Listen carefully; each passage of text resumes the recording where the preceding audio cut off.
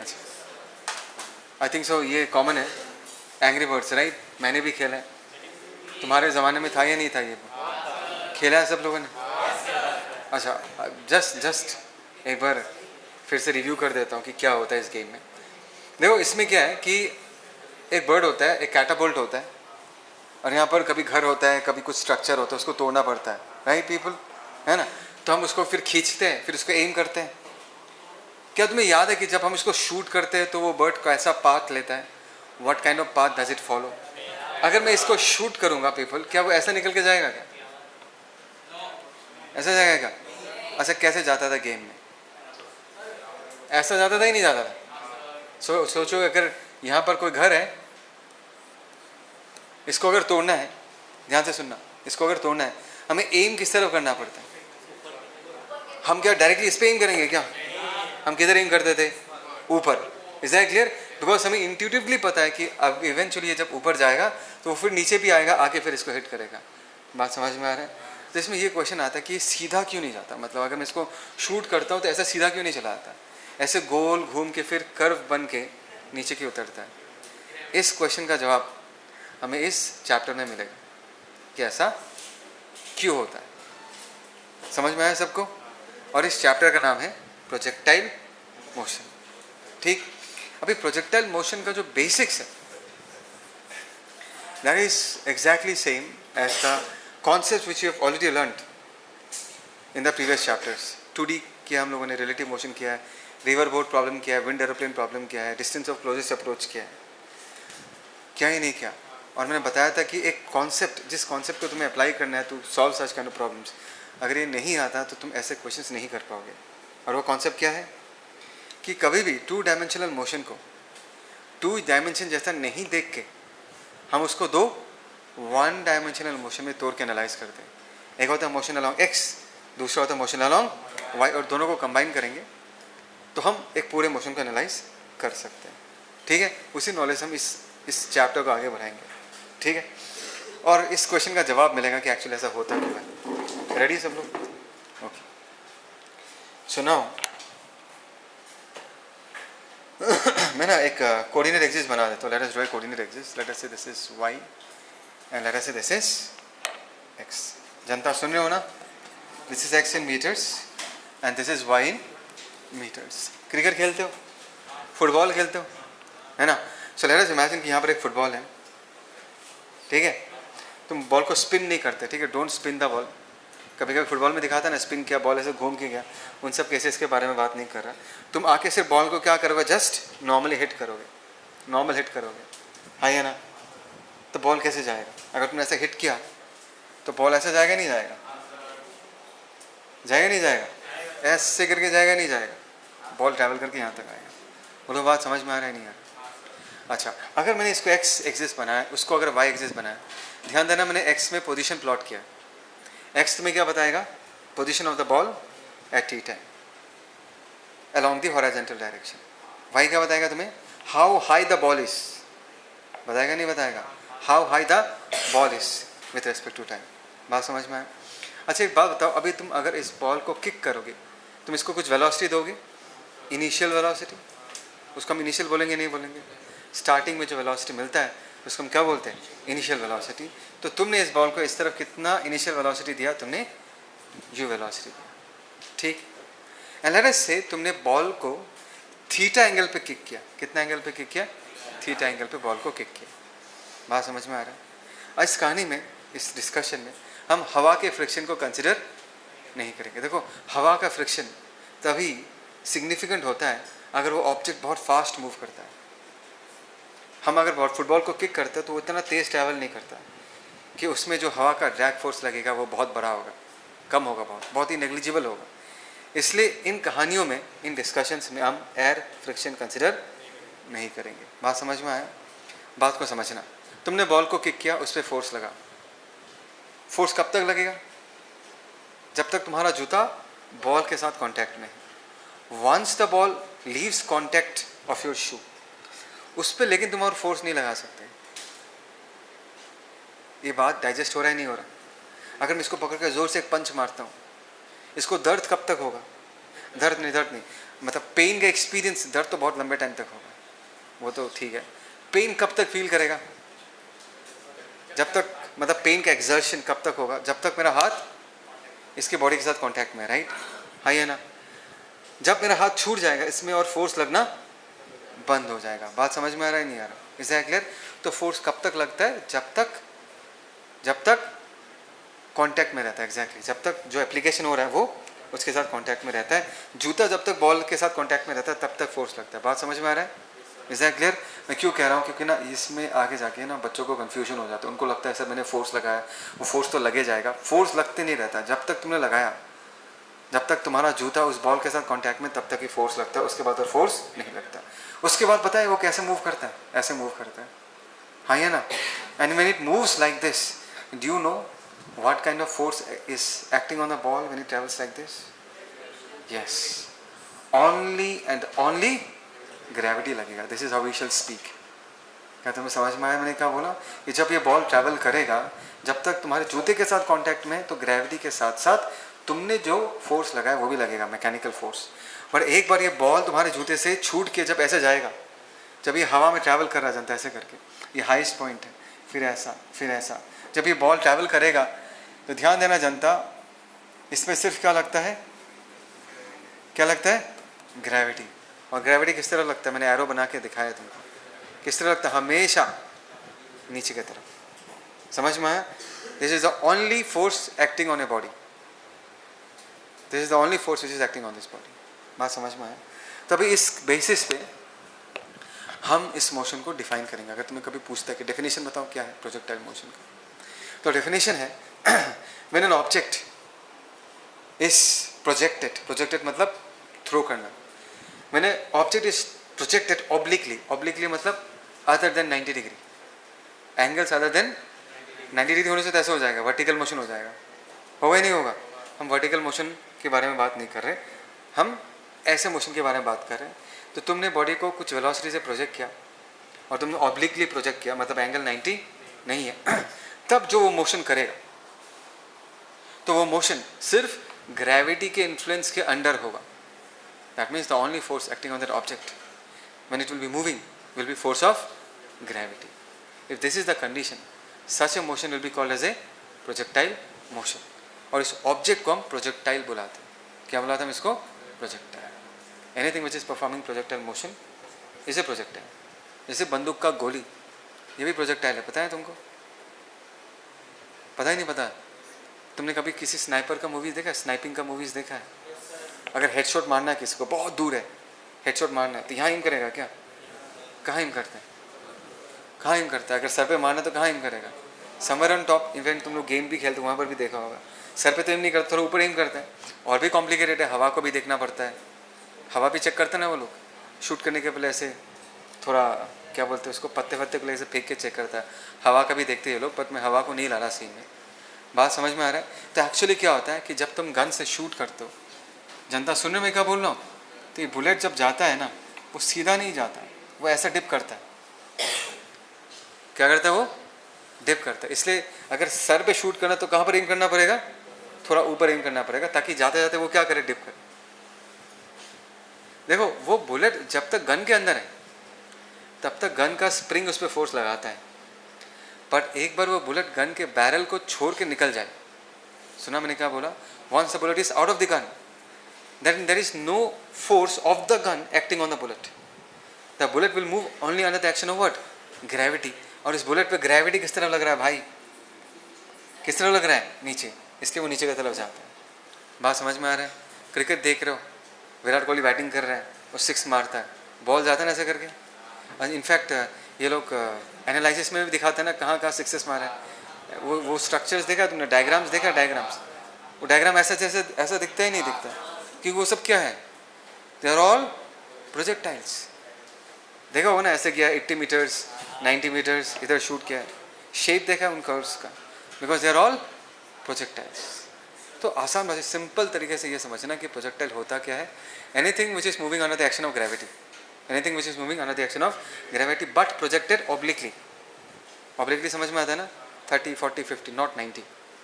तो उस मोशन को हम प्रोजेक्टाइल मोशन कहते हैं। और उस फुटबॉल को हो या वो क्रिकेट बॉल को हो, या वो बुलेट को, हम उसको क्या बोलेंगे? प्रोजेक्टाइल। रॉकेट प्रोजेक्टाइल नहीं होता। बोलो क्यों? रॉकेट, स्पेस में जो रॉकेट जा रहा है वो प्रोजेक्टाइल नहीं है। नहीं नहीं नहीं, रॉकेट तो ऐसे भी जाता है ना, हमेशा ऐसे तो नहीं उठता, उसके बाद तो ऐसा भी जाता है। रॉकेट को प्रोजेक्टाइल क्यों नहीं बुलाते? तो भाई एक ही क्वेश्चन अपने आप को पूछना है। क्या क्वेश्चन पूछना है अपने आप को? क्या जब रॉकेट ऊपर जा रहा है, क्या उसमें सिर्फ ग्रेविटी लगता है?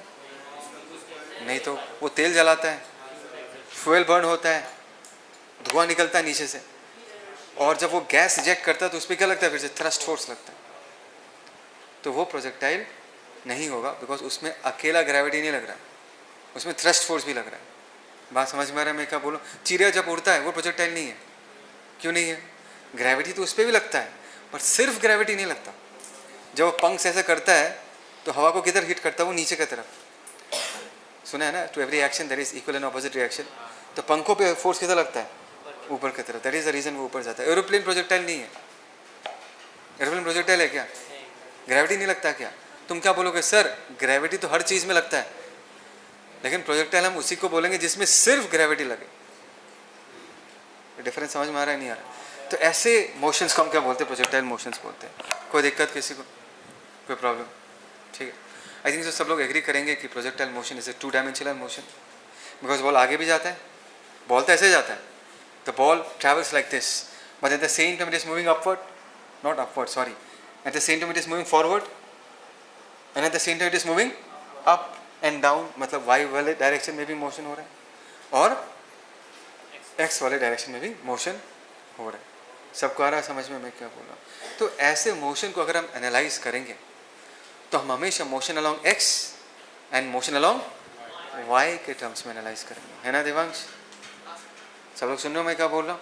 ध्यान से सुनो मैं क्या बोल रहा हूँ। अभी हम सारे जो इन्फॉर्मेशन हैं उसको लिखेंगे, ठीक है? एक बॉल के इनिशियल वेलोसिटी कितना है? यू, ठीक है? बॉल जब ट्रैवल कर रहा है उस पर सिर्फ क्या लगता है? ग्रेविटी। क्या लगता है? ग्रेविटी। किधर लगता है? नीचे। आइए ना, ग्रेविटी नीचे लगता है। और कितना लगता है? दिस इज जी जी जी जी। मैंने जी लिखा, और जब हम इक्वेशन में जी को लिखेंगे तो माइनस के साथ लिखेंगे, बिकॉज मैंने सिखाया था, है ना? सिखाया था ना? क्या सिखाया था? If there is any vector which is pointing in the downward direction, उसके साथ हम हमेशा कौन सा साइन अटैच करते हैं? माइनस। बात समझ में आया? एक बात याद रखना, प्रोजेक्टाइल तभी होगा अगर उसमें एकमात्र ग्रेविटी फोर्स लगता है। क्या लगे? सिर्फ ग्रेविटी। बात समझ में आया? एंड ग्रेविटेशनल फोर्स हमेशा वर्टिकल होता है। क्या होता है? वर्टिकल। याद रखना इस बात। क्यों कह रहा हूँ? क्योंकि पूरा कहानी अभी हॉरिजॉन्टल और वर्टिकल में बात होगा। जो हम अभी कम्युनिकेशन करेंगे किस में बात करेंगे? वर्टिकल मोशन और हॉरिजॉन्टल मोशन। कैसे? देख, वो तो बाद में आएगा। तो एक काम करते हैं, सबसे पहले इस यू को ना रिजॉल्व कर लेते। करें? अगर मैं यू को रिजॉल्व करूं तो यू का एक कॉम्पोनेंट इस तरफ आएगा, आएगा नहीं आएगा? और यू का दूसरा कॉम्पोनेंट इस तरफ आएगा। करेक्ट? ये होगा यू कॉस थीटा, ये होगा यू साइन थीटा। कोई दिक्कत किसी को? कोई प्रॉब्लम किसी को? सर आपने तोड़ा क्यों? मैंने तोड़ा बिकॉज मुझे एक्स के तरफ का वेलोसिटी जानना है कि यू का कितना इफेक्ट एक्स के तरफ आ रहा है। सर आपने वाई की तरफ क्यों तोड़ा? क्योंकि मैं वाई वाले मोशन को एनालाइज करना चाहता हूँ और ये देखना चाहता हूँ कि वाई के डायरेक्शन में वेलोसिटी कितना था, एक्सेलरेशन कितना था, इन सब चीज़ों के बारे में मैं जानना चाहता हूँ। बात समझ में आया? कोई दिक्कत किसी को? अच्छा, अभी अगर मैं एक्सेलरेशन लिखना चाहूँ तो एक्सेलरेशन में मैं लिख दूंगा ए सफिक्स वाई माइनस जी। अभी सोचो, मैंने ए सफिक्स वाई क्यों लिखा है? बिकॉज ये एक्सेलरेशन वाई डायरेक्शन में है। किस डायरेक्शन में? Y direction. ठीक इसी लॉजिक से u cos थीटा को क्या मैं u सफिक्स x लिख सकता हूँ। नीचे का जो छोटा सा x है वो देखने वाले को ये बताता है कि वेलोसिटी किस तरफ पॉइंटेड है, x वाले दिशा में। बात समझ में आ रहा है? अगर u साइन थीटा है, क्या मैं उसको प्यार से u y बुला सकता हूँ? क्यों बुला सकता हूँ? Because this is the initial velocity along y direction. High है ना? हाई है ना? अच्छा एक बात बताओ, एक्सीलरेशन को पैदा कौन करता है? What creates acceleration? न्यूटन ने कहा था कि अगर फोर्स लगता है तभी जाके बॉडी एक्सेलरेट करेगा। हाँ या ना? तो एक प्रोजेक्टाइल पे एकमात्र ग्रेविटी फोर्स लगता है, वो भी वर्टिकल डायरेक्शन में। मतलब हॉरिजॉन्टल डायरेक्शन में कोई फोर्स लगता ही नहीं है। जवाब तो जानता, there is no force acting on the projectile along the horizontal direction. तो क्या मैं कह सकता हूँ फोर्स अलोंग एक्स डायरेक्शन, क्या लिखना चाहिए? Force along X direction is what? 0। समझ में आ रहा है? सो अगर ए वाई का वैल्यू तो माइनस जी है, ए वाई का value, but A suffix x का वैल्यू क्या होगा जनता? क्योंकि फोर्स ही नहीं है उस तरफ। फोर्स ही तो एक्सीलरेशन को पैदा करता है। अगर फोर्स ही नहीं है तो एक्सीलरेशन कहाँ से पैदा होगा? वर्टिकल डायरेक्शन में फोर्स है क्या? यस, वेट लग रहा है बॉडी पे, हाँ ये ना, उसके कारण वाई डायरेक्शन में कितना एक्सीलरेशन पैदा होता है? माइनस जी, माइनस तो हम डायरेक्शन के लिए देते हैं। बोलो समझ में आ रहा है नहीं आ रहा? और क्या तुम्हें याद है कि एक्स वाला मोशन एंड वाई वाला मोशन साइमल्टेनियसली होता है? Both happens at the same amount of time. मतलब अगर बॉल ऐसा जा रहा है, मेरे राइट फिंगर को फोकस करो, उसका एक्स वाला मोशन ऐसा हो रहा ही नहीं हो रहा, और बॉल अगर ऐसा जा रहा है उसका वाई वाला मोशन ऐसा हो रहा ही नहीं हो रहा। कुछ तो बोलो। तो अगर मैंने इसको ओरिजिन माना और इस पॉइंट का कोऑर्डिनेट्स एक्स कॉमा वाई कहा, इसका मतलब क्या है? एक्स कॉमा वाई का मतलब क्या है? जब बॉल यहाँ पर है, उसने ज़मीन के अलोंग, ये एक्स के अलोंग एक्स यूनिट्स कवर किया है, और हवा में कितना डिस्टेंस ऊपर गया है? Y units. मतलब डायग्राम में अगर मुझे इसको रिप्रेजेंट करना है जनता, सुन रहे हो ना सब लोग? ये वाला डिस्टेंस कितना होगा? एक्स, और ये वाला जो डिस्टेंस है इसको हम क्या बुलाएंगे? वाई। समझ में आ रहा है तुमको? Is that clear? पक्का? चलो पॉज करो। चलो जनता, जनता इधर देखो, सब लोग यहाँ देखो, प्रज्ञान इधर देखो, सब लोग इस तरह देखो। अभी सबने डायग्राम देख लिया ना? डायग्राम को थोड़ा छोटा कर देता हूँ। इसका जो डाटा है, इस डाटा को हम लोग लिखेंगे अभी। ध्यान से सुनो, सबको डायग्राम दिख रहा है? अच्छा, अभी हम इस मोशन को दो भागों में बांटेंगे। सबसे पहला भाग होगा, इसको बीच में रखता हूँ, रुको, बीच में है ना? ओके, सबको डायग्राम दिख रहा है? हाँ या ना बोलो। तो सबसे पहले हम लोग लिखेंगे एक कॉलम जिसका होगा मोशन अलोंग एक्स, समझ रहे हो? और दूसरा जो कॉलम होगा that will be motion along Y. समझ रहे हो पीपल, है ना? तो मोशन अलोंग एक्स में अगर मैं इनिशियल वेलोसिटी लिखूँ तो वो क्या लिख देंगे? यू कॉस थीटा, है ना? यू एक्स का वैल्यू कितना है? U cos theta. And u Y का वैल्यू हम लोग क्या लिख देंगे? U sine theta.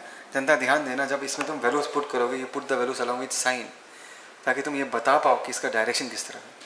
ये प्लस यू साइन थीटा क्यों है? बिकॉज ये ऊपर की तरफ पॉइंट कर रहा है। U cos theta positive x axis की तरफ पॉइंट कर रहा है, इसमें हमने प्लस लिख के रखा है। बात समझ में आए?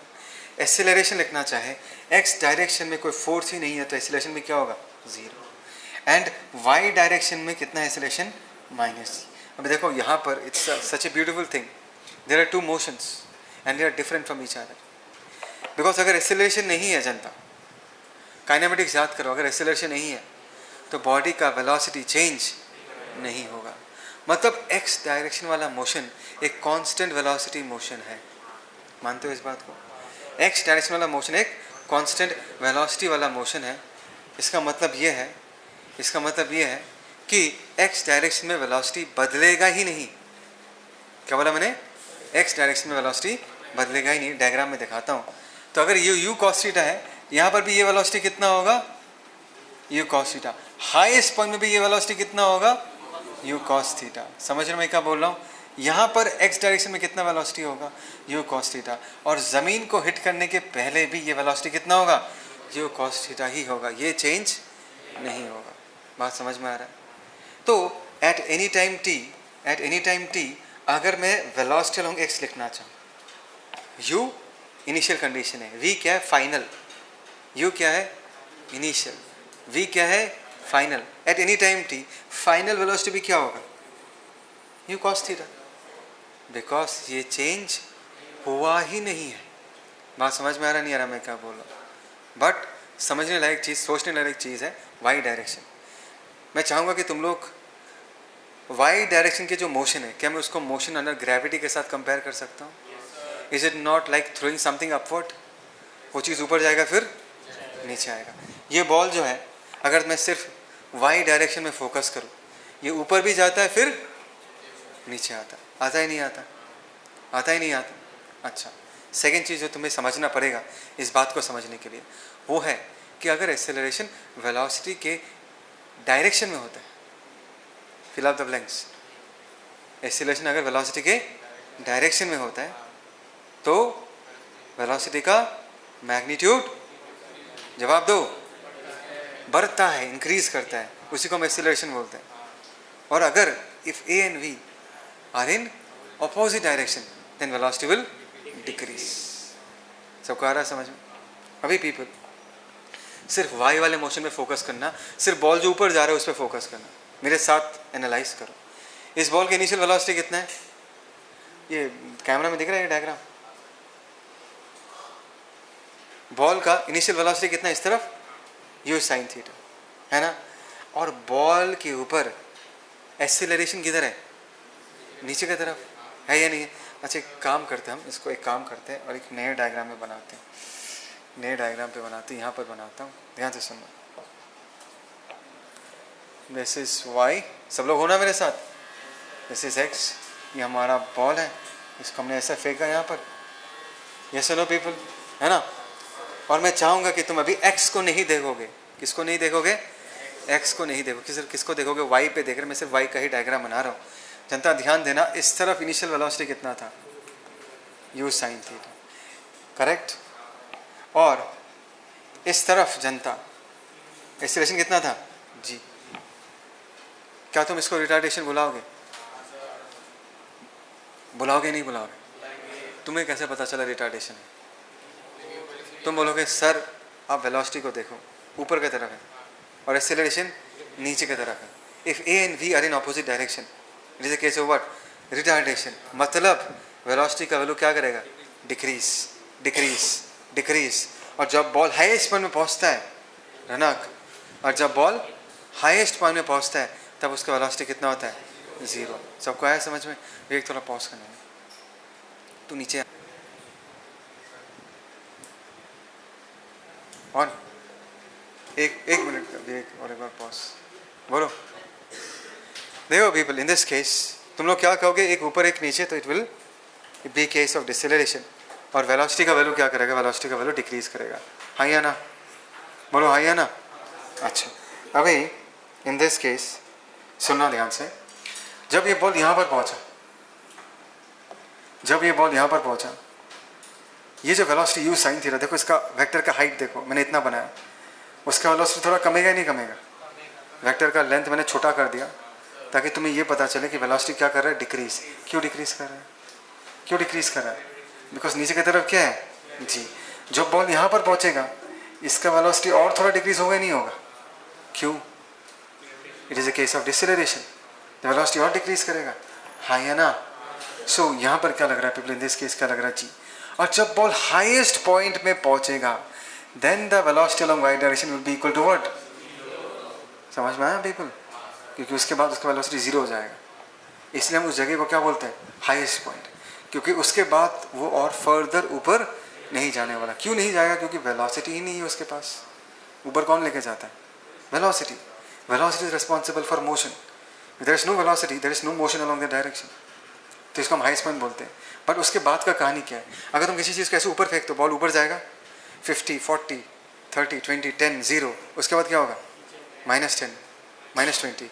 क्यों? Because for the second half of the motion acceleration will be supporting the velocity. बात समझ में आ रहा है? बात समझ में आ रहा है? तो इसके बाद अगर मैं बॉल को यहाँ पर बनाता हूँ, even though g is acting in the downward direction, सुन रहे हो ना सब लोग? इसके पास इस तरफ एक छोटा सा वेलोसिटी क्रिएट हो जाएगा। क्यों क्रिएट होगा?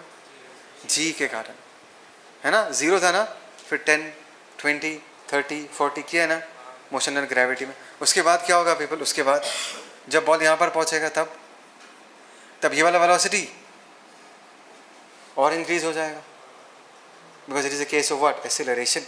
वेलोसिटी क्या करेगा? इंक्रीज करेगा। This is the value of what? G. सुन रहे हो सब लोग?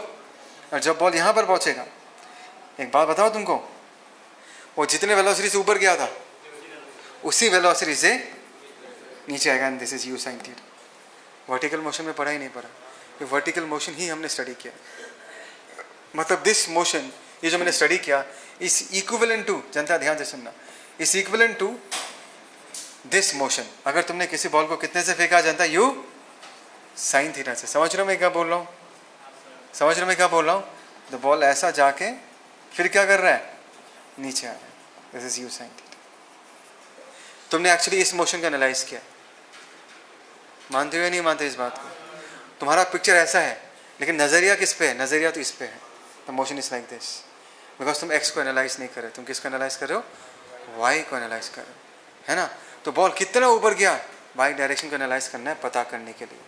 बॉल कितने टाइम तक हवा में रहेगा, एक्स को एनालाइज करने से नहीं पता चलेगा। कौन से मोशन को एनालाइज करना पड़ेगा? वाई मोशन को एनालाइज करना पड़ेगा, तब जाके तुम्हें पता चलेगा कि कितने टाइम तक बॉडी ऊपर रहेगा। क्या तुम्हें समझ में आ रहा है मैं क्या बोल? ठीक है, ठीक है। सो ये जो था, this was the scenario of motion along Y. ठीक है विवेक? तो वाई डायरेक्शन का मोशन सबको इमेजिन हो गया, है ना? कि जब हम इस प्रोजेक्टाइल मोशन को देखेंगे, इसके वाई डायरेक्शन के मोशन को इस तरीके से विजुलाइज करेंगे, हाँ ये ना, this is you sine theta. और जैसे जैसे ये ऊपर जाएगा, यहाँ पर इसका वेलोसिटी कम होगा, यहाँ पर इसका वेलोसिटी का वैल्यू हम लोग क्या लिख सकते हैं? 0। But all the time people, all the time g हमेशा कितना लग रहा होगा, चाहे बॉल ऊपर जा रहा हो चाहे बॉल नीचे जा रहा हो, ग्रेविटेशनल एक्सेलरेशन हमेशा नीचे की तरफ ही लगता है। एग्री यस और नो पीपल? ये हो गया वाई मोशन का एनालिसिस। ठीक, अभी एक्स वाला मोशन कैसा है? हम एक्स डायरेक्शन पे फोकस करेंगे। अगर मैं एक्स डायरेक्शन पे फोकस करूँ, this is you sine theta people. अगर तुम्हें याद है यू इस तरफ था, बोलो जनता, ये अगर थीटा है तो ये वाला कॉम्पोनेंट कितना होगा? You cos theta. और हमें पता है कि एक्स डायरेक्शन में कोई एक्सेलरेशन है ही नहीं। इस तरफ अगर तुम एक्सेलरेशन ए एक्स का वैल्यू पूछोगे, एक्स का वैल्यू कितना होगा? 0, which means this u cos theta is never going to change. That means x वाला motion is a constant velocity motion and y वाला motion is a motion experiencing constant acceleration of minus g, है ना? दो motions अलग अलग हैं। तो x वाले मोशन को अगर हम इमेजिन करते हैं प्लस, कैसे इमेजिन करेंगे? ये ज़मीन है, यहाँ पर एक बॉल है, इसको तुमने अगर कितने वेलोसिटी से फेंका? You cos theta. और इस तरफ का एक्सेलरेशन एक्स को क्या मान लोगे? 0। तो इस ये वाले मोशन को हम कैसे मान सकते हैं? एक्स वाले मोशन के साथ कंपेयर कर सकते हैं। Correct people? तो ये जो है this is motion along Y, जनता बोलो, motion along Y, and this is motion along X. कोई दिक्कत? अब इनके पैरामीटर्स को एक टेबल में लिख लेते हैं, चलेगा? Let's write the data in A table. सब लोग रेडी? ओके, सो हमने लिखा यहाँ पर मोशन अलोंग एक्स, करेक्ट? यहाँ पर हमने क्या लिखा? Motion along Y. So what is the initial velocity along X direction? U cos theta. दिख रहा है सबको डायग्राम में? ये वाला u cos theta, correct? And what is the initial velocity along Y direction? Plus u sine theta. ये दिख रहा है हमें, प्लस यू साइन थीटा। हाँ या ना? हाँ या ना? सबको समझ में आ रहा है हम क्या कह रहे हैं? अच्छा, उसके बाद अगर मैं एक्सेलरेशन के बारे में बात करूँ, एक्स डायरेक्शन में एक्सेलरेशन है ही नहीं, और वाई डायरेक्शन में एक्सेलरेशन कितना जनता? माइनस जी। माइनस क्यों? बिकॉज बॉल चाहे ऊपर जाए, बॉल चाहे नीचे आए, ग्रेविटेशनल पुल हमेशा नीचे की तरफ ही लगता है। ग्रेविटेशनल एक्सेलरेशन हमेशा नीचे की तरफ ही पॉइंट करेगा। Any vector which is pointed downwards, उसका साइन हम हमेशा माइनस में ही देते हैं। बात समझ में आ रहा है? कोई दिक्कत? ओके, ये हो गया। उसके बाद अगर मैं वेलोसिटी लिखना चाहूँ, वेलोसिटी, ये वी लिखने का मतलब है final velocity. In this case final velocity will be equal to what? Initial velocity, because ये चेंज होता ही नहीं है, यू कॉस थीटा है। At any time T, what will be the value of V Y, velocity along Y direction? U plus a into T. मैंने नीचे suffix में Y क्यों लिख के रखा है? ताकि तुम्हें पता चले कि ये इक्वेशन हमने वाई डायरेक्शन में अप्लाई किया है, तो वैल्यूज़ भी हम वाई डायरेक्शन वाले ही पुट करेंगे। बात समझ में आ रहा है? So what is initial velocity of y direction जनता? U sine theta. What is acceleration? Minus g into t. ये हो गया हमारा वी वाई। बात समझ में आ रहा है मैं क्या बोला? कोई दिक्कत? अच्छा, क्या तुम्हें याद है, इस डायग्राम में तो नहीं है बट मैंने इस डायग्राम में बोला था इसके पिछले वाले डायग्राम में कि अगर ये सोचो ये पार्टिकल यहाँ तक आया, तो particle is reached here, direct इसका कोऑर्डिनेट हमने क्या दिया, x, y। इसका मतलब क्या है, इसका मतलब है कि ज़मीन के अलोंग, पीपल ध्यान से सुनना, जब ये यहाँ पर पहुँचता है तो ज़मीन के अलोंग कितना ट्रैवल किया है, x, एंड आसमान की तरफ कितना ट्रैवल कर लिया, y, है ना। So what is the displacement along x direction, x, and what is the displacement along y direction, y, according to this diagram. इसको अगर हम पुट कर देते हैं यहाँ पर, ठीक है, if I put it here, what is the displacement along x direction plus x, what is the displacement along y direction plus y। कोई दिक्कत? अभी देखो हम s का कौन सा फॉर्मूला यूज़ करेंगे। एक s का फॉर्मूला होता है s equal to velocity into time, दूसरा s का फॉर्मूला क्या होता है, s equal to ut plus half v t square, दोनों ही यूज़ होगा। x वाला मोशन कांस्टेंट वेलोसिटी मोशन है, मतलब s equal to v t use करना है। y वाला मोशन में एक्सीलरेशन माइनस g कांस्टेंट है, तो हम कौन सा इक्वेशन यूज़ करेंगे, s equal to ut plus half v t square. तो x वाले पे हमने कौन सा इक्वेशन यूज़ किया जनता, vx इंटू टी। जनता आवाज़ दो। तो x का वैल्यू हम लोग क्या लिख सकते हैं, u cos theta into what, T. Agree? अच्छा, t जो है दोनों मोशन के लिए क्या होगा, सेम, पहले भी पढ़ा था, जितना टाइम में x कवर होता है उतने ही टाइम में y भी कवर होता है। और यहाँ पर अगर हम sy लिखना चाहें तो कौन सा फॉर्मूला यूज़ करेंगे, uy into t plus half ay into T square. जनता आवाज़ दो, हाँ या ना। ये क्यों यूज़ कर लिया, क्योंकि सर इस डायरेक्शन में एक्सीलरेशन है, तो हमें यही इक्वेशन यूज़ करना है ना। So what is initial velocity, u sin theta into T, ay की जगह माइनस पुट करेंगे तो half g into T square that is equal to y। कोई दिक्कत, कोई प्रॉब्लम, कुछ नहीं है ना, सबको आ गया समझ में, ओके। तो ये अगर हमारा पिक्चर है जनता, ध्यान से देखना, ये अगर हमारा पिक्चर है, सो अगर हम अपने मोशन को और एक बार ड्रॉ करते, फिर ड्रॉ द मोशन, सुन हो ना सब लोग, that is y direction, this is x direction. यहाँ पर क्या होगा, x इन मीटर्स, ये क्या होगा, this is y in metres. हमने एक प्रोजेक्टाइल को u स्पीड से शूट किया, ये एंगल कितना है, थीटा, वो जाके यहाँ पर गिरता है ऐसे। मानते हो या नहीं मानते, है ना। तो मैंने कहा कि at any time t, let us say हमारा प्रोजेक्टाइल यहाँ पर है, this is at time t, ठीक। ये कौन सा टाइम है, at time t equal to what, zero. बात को समझना। तो यहाँ पर जब है, मैंने कहा कि इसका कोऑर्डिनेट x, y है, इसका मतलब है वो इस तरफ कितना गया है x, और इस तरफ कितना गया है y। आया सबको समझ में? यहाँ पर उसका वेलोसिटी कितना जनता, कहना इसे यहाँ पर इसका वेलोसिटी मैंने v लिख दिया, कोई दिक्कत, कोई दिक्कत पीपल। v का x कंपोनेंट कितना होगा जनता, v का x कंपोनेंट vx। समझ रहे हो मैं क्या बोल रहा हूँ, बोलो पीपल, है ना। इसको थोड़ा सा साइड में लिखता हूँ। और इसका जो y कंपोनेंट है जनता, ध्यान देना जनता, इसका जो y कंपोनेंट है, क्या मैं उसको vy लिख सकता हूँ, बोलो ना। vx का वैल्यू हमने लिख के रखा, क्या है vx का वैल्यू, कहाँ गया v, u cos थीटा, और vy का वैल्यू कितना, u sin theta minus gt, ठीक है। अभी यहाँ देख के अगर तुम्हें कोई पूछे कि बोलो तो वेलोसिटी वेक्टर क्या होगा, वेलोसिटी वेक्टर होगा x वाला कंपोनेंट प्लस y वाला कंपोनेंट। कोई दिक्कत किसी को? अगर मुझे पूरा वेलोसिटी का वेक्टर इक्वेशन लिखना है, क्या लिखना है, वेक्टर इक्वेशन, तो मुझे वहाँ पर x वाले कंपोनेंट को भी लिखना पड़ेगा और y वाले कंपोनेंट को भी लिखना पड़ेगा, ठीक। तो vx की जगह हम लोग क्या लिख सकते हैं, u, पार्टिसिपेट करो, u cos theta i cap, और vy की जगह u sin theta minus gt j cap. ये हो गया हमारा वेलोसिटी, वेलोसिटी वेक्टर का कंप्लीट रिप्रेजेंटेशन, है ना। इस तरीके से लिखेंगे। अभी अगर इस पार्टिकल का तुम्हें पूछा जाता है, ये बताओ कि पोजीशन वेक्टर क्या होगा, क्या होगा पोजीशन वेक्टर, ये होगा पोजीशन वेक्टर। याद है पोजीशन वेक्टर कहाँ से ड्रॉ करते हैं, ओरिजिन से कहाँ तक ड्रॉ करेंगे, जिसका पोजीशन बताना है ना। और इस पोजीशन वेक्टर को हम लोग क्या लिख सकते हैं, in this case we can write the position vector as what, R vector, है ना।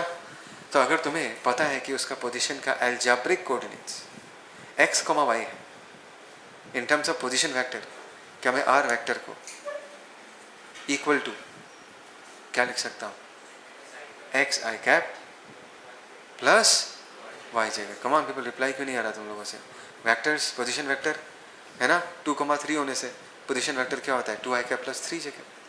यहाँ पर इसका पोजीशन अगर x, y है और अगर मैं इसके पोजीशन को वेक्टर फॉर्म में कंप्लीटली रिप्रेजेंट करना चाहूँ that is x i cap plus y j cap. x के जगह हम क्या लिख सकते हैं, लिख सकते हैं ये है ना, x के जगह हम लिख सकते हैं u cos theta into T I cap. y के जगह याद है सबको u sin theta into t minus ji t square by 2 U T minus half a t square. और इसका डायरेक्शन क्या होगा जनता, जे क्या समझ रहे हो नहीं समझ रहे, है ना। तो ये हमारा पोजीशन वेक्टर का रिप्रेजेंटेशन है। कोई दिक्कत, हमेशा याद रखना जब प्रोजेक्टाइल मोशन होता है इस पार्टिकल पे सिर्फ एक ही फोर्स लगता है। कौन सा फोर्स लगता है जनता, gravity in the downward direction, जिसका कॉज है कि वाई डायरेक्शन में ही सिर्फ एक्सेलरेशन पैदा होता है और उसका वैल्यू कितना होता है ए वाई इक्वल टू माइनस। कोई दिक्कत, ओके। तो इस तरीके से हम विजुअलाइज करेंगे x को अलग y को अलग, ठीक है। इसको लिख लो, उसके बाद आगे बढ़ेंगे। पॉज कर दो विवेक। देखो जनता, अभी एक टर्म आता है जो तुम्हें ऑलरेडी मिल चुका है पहले, जिसको हम बुलाते हैं टाइम ऑफ फ्लाइट, है ना। जिसको हम क्या बुलाते हैं जनता, time of flight. Time of flight का डेफिनेशन क्या है, बोलो बोलो बोलो। What is time of flight? Sir जितने टाइम के लिए एक प्रोजेक्टाइल हवा में रहेगा, गलत बोला मैंने, जितने टाइम के लिए हमारा प्रोजेक्टाइल हवा में रहेगा उसको हम बोलेंगे टाइम ऑफ फ्लाइट। मैंने 5 मीटर पर सेकंड से फेंका, वो ऊपर जाएगा फिर नीचे आएगा। 20 मीटर पर सेकंड से फेंका, वो बहुत ऊपर नहीं जाएगा फिर नीचे। As compare to the first case, if I compare the first case with the second case, in the first case I projected the ball, I'm talking about the vertical direction, ऐसा फेंका मैंने with a velocity of 5 metre per second, ये कम time के लिए हवा में रहेगा as compared to the situation when the same ball is projected upwards with a velocity of how much 20 metre per second. in that case the ball will stay longer in air। समझ में आया? तो कितना time हवा में रहेगा वो किस पे डिपेंड करता है कि तुमने y डायरेक्शन में कितना वेलोसिटी दिया है, not on the x direction. समझ रहे हो मैं क्या बोल रहा हूँ? कितना देर हवा में वो रहेगा वो सिर्फ और सिर्फ वाई डायरेक्शन में तुमने कितना वेलोसिटी डेडिकेट किया है। समझ रहे हो मैं क्या बोल रहा हूँ? यू सफिक्स वाई पे ही डिपेंड करेगा। बात समझ में आया? तो अगर हमें टाइम ऑफ फ्लाइट निकालना है तो हम इस एक्स वाले मोशन का एनालाइज नहीं करेंगे, हम किसको एनालाइज करेंगे, वाई वाले मोशन को। और इसका फॉर्मूला हमने सीख के रखा है मोशन अंडर ग्रेविटी में, सीखा ही नहीं सीखा। What is the formula for time of flight? 2u/g। कौन सा u? जिस u से तुमने उछाला है, जिस u से तुमने उछाला है। तो यहाँ पर टाइम ऑफ फ्लाइट को अगर मैं कैपिटल T लिखता हूँ, इसमें फॉर्मूला को थोड़ा सा तुम्हें चेंज करना पड़ेगा, u/g ऐसा लिखना पड़ेगा। यहाँ पर तुम्हें स्पेसिफाई करना पड़ेगा कि तुम कौन से u के बारे में बात कर रहे हो। मेरे काम को यहाँ पर तुम्हें स्पेसिफाई करना पड़ेगा कि तुम कौन से u के बारे में बात कर रहे हो, बिकॉज देयर आर 2 u's, एक x के तरफ एक y के तरफ। तुम किसका बात कर रहे हो? y वाला। तो इसलिए तुमने u सफिक्स y लिखा। कभी कभी मैं ना इस एक्सप्रेशन को ऐसे भी लिखता हूँ, 2 times of u perpendicular by g। ऐसा क्यों लिखा, बात को समझना कि अगर हम किसी प्रोजेक्टाइल को शूट करते, जानता ध्यान से सुनना, इसको हमने u वेलोसिटी से शूट किया, ये ज़मीन है, ये आसमान का तरफ है। समझ में आ रहा है नहीं आ रहा? तो ये थीटा जो है, this component, this is u cos theta, और ये जो कॉम्पोनेंट है जानता है ये क्या, this is u sin theta. तो क्या मैं कह सकता हूँ this component is perpendicular to ground?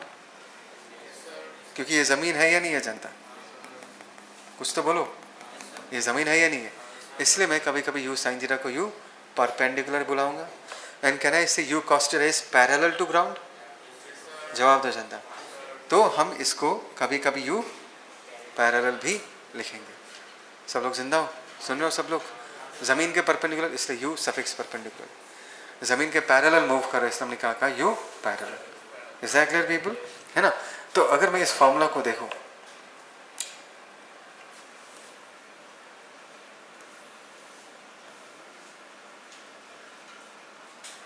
अगर मैं इस फॉर्मूला को देखूं तो u परपेंडिकुलर बाई g, तो हम इसको क्या लिख सकते हैं, कौन सा कॉम्पोनेंट है जनता, u sin theta.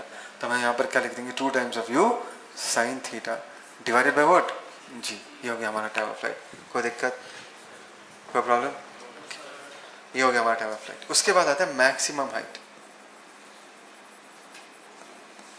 Maximum height जिसको हम कैसे रिप्रेजेंट करते हैं, एच सफिक्स एम। ये भी किस पे डिपेंड करेगा, ये भी कौन से पार्ट ऑफ मोशन पे डिपेंड करेगा, ये भी वाई वाले पार्ट पे ही डिपेंड करेगा। एच मैक्स का फॉर्मूला याद है, मोशन ऑन ग्रेविटी से यू स्क्वायर बाई 2g सीखा था, लेकिन उसमें यू क्या होता था, ये होता था यू, जितने वेलोसिटी से तुमने प्रोजेक्ट किया। अभी इसी यू को तुम इस कहानी में यू सफिक्स वाई या यू परपेंडिकुलर बुलाओगे, बिकॉज हमें ये वाला कॉम्पोनेंट चाहिए, एक्स वाला नहीं चाहिए। ठीक है, तो एच मैक्स का जो फॉर्मूला है हम लिखेंगे u suffix Y the whole square by 2g, या मैं इसको u suffix perpendicular the whole square by 2g। तो फॉर्मूला क्या निकल के आ रहा है, परपेंडिकुलर वाला वेलोसिटी कितना है, u साइन थीटा। जनता जवाब दो, u sine theta the whole square by 2g। ये हो गया h मैक्स। बोलो समझ में आया नहीं है, ये पुरानी चीज़ है बिकॉज हमने ये ऑलरेडी पढ़ लिया। Maximum height, h max, this are things which you already know. यहाँ तक किसी को कोई प्रॉब्लम, यहाँ तक किसी को डाउट? बोलो भाई ना, इसको लिख लेंगे, ठीक है। अभी बोलो रेडी, रेडी पीपल। अच्छा देखो फिर से और एक बार सेम डायग्राम। मैंने कहा था कि प्रोजेक्टाइल मोशन ऐसा है ना, किधर सुनो। लेकिन जब हम सोचेंगे तो कैसे सोचेंगे, this is how we shall think, right. हमने मैक्सिमम हाइट देख लिया, टाइम ऑफ फ्लाइट देख लिया। अभी जो नेक्स्ट टर्म हमें समझना है, इसको हम बोलते हैं रेंज। रेंज समझ में आता है, रेंज कॉमन सेंस से रेंज का मतलब क्या है, किसी चीज़ को अगर मैंने फेंका है वो कितना दूर आगे जाके गिरेगा। मतलब इस कहानी में ये जो डिस्टेंस है जनता, ये वाला डिस्टेंस, इसको हम क्या बोलेंगे, रेंज, है ना। वो कितना डिस्टेंस ज़मीन के अलाउंग ट्रैवल करता, how much distance the projectile covers along the ground. समझ में आया, distance covered by projectile along ground, है ना। अभी सादिक ये बताओ, ये रेंज कौन से पैरामीटर पे डिपेंड करेगा, एक्स वाले मोशन पे डिपेंड करेगा या वाई वाले मोशन पे, कितना आगे जाएगा, ज़मीन के अलोंग कितना आगे जाएगा। बोलो कौन से कंपोनेंट में डिपेंड करेगा, कौन से पैरामीटर पे, कौन से पार्ट ऑफ मोशन पे डिपेंड करेगा, एक्स वाले पे या वाई वाले पे, एक्स वाले पे डिपेंड करेगा, ठीक है। बट ये सोचना काफ़ी नहीं है, ध्यान से सुनना मैं क्या बोल रहा हूँ। रेंज कितना होगा, एक्स के ऊपर भी डिपेंड करेगा और वाई के ऊपर भी डिपेंड करेगा। ऐसा क्यों बोल दिया मैंने, देखो तुम्हारा सोच गलत नहीं है, ऑब्वियसली ये कितना आगे जाएगा यू कॉस थीटा पे डिपेंड करता है, हाँ ये ना। बट यू कॉस थीटा इस पार्टिकल को कब तक आगे लेके जा सकता है, जब तक वो हवा में रहता है। As long as the particle stays in air it will be moving forward. बात समझ में आ रहा है, चमका ये नहीं चमका तुमको मैं क्या कह रहा हूँ। ये जो यू कॉस थीटा बॉल को आगे लेके जा रहा है, हाँ ये ना, कितने टाइम तक इस बॉल को आगे लेके जाएगा, till the time the ball is moving in air. Because ball ज़मीन के साथ गिरने के साथ साथ हम उस मोशन को स्टॉप कर दे रहे, वहाँ तक ही हम एनालाइज कर रहे या नहीं कर रहे पीपल। तो अगर ज़्यादा टाइम तक हवा में रहेगा वो ज़मीन के अलॉन्ग भी ज़्यादा डिस्टेंस कवर करेगा because of this horizontal component of velocity. Come on people, give me reply people. सच बताओ समझ में आया नहीं यार, सच बताओ। देखो ये पार्टिकल नो डाउट क्या बोलेगा, अगर मैं रेंज निकालना चाहूँगा, रेंज, तो range is nothing but the displacement along the ground. क्या मैं इसको velocity along x direction into time लिख सकता हूँ।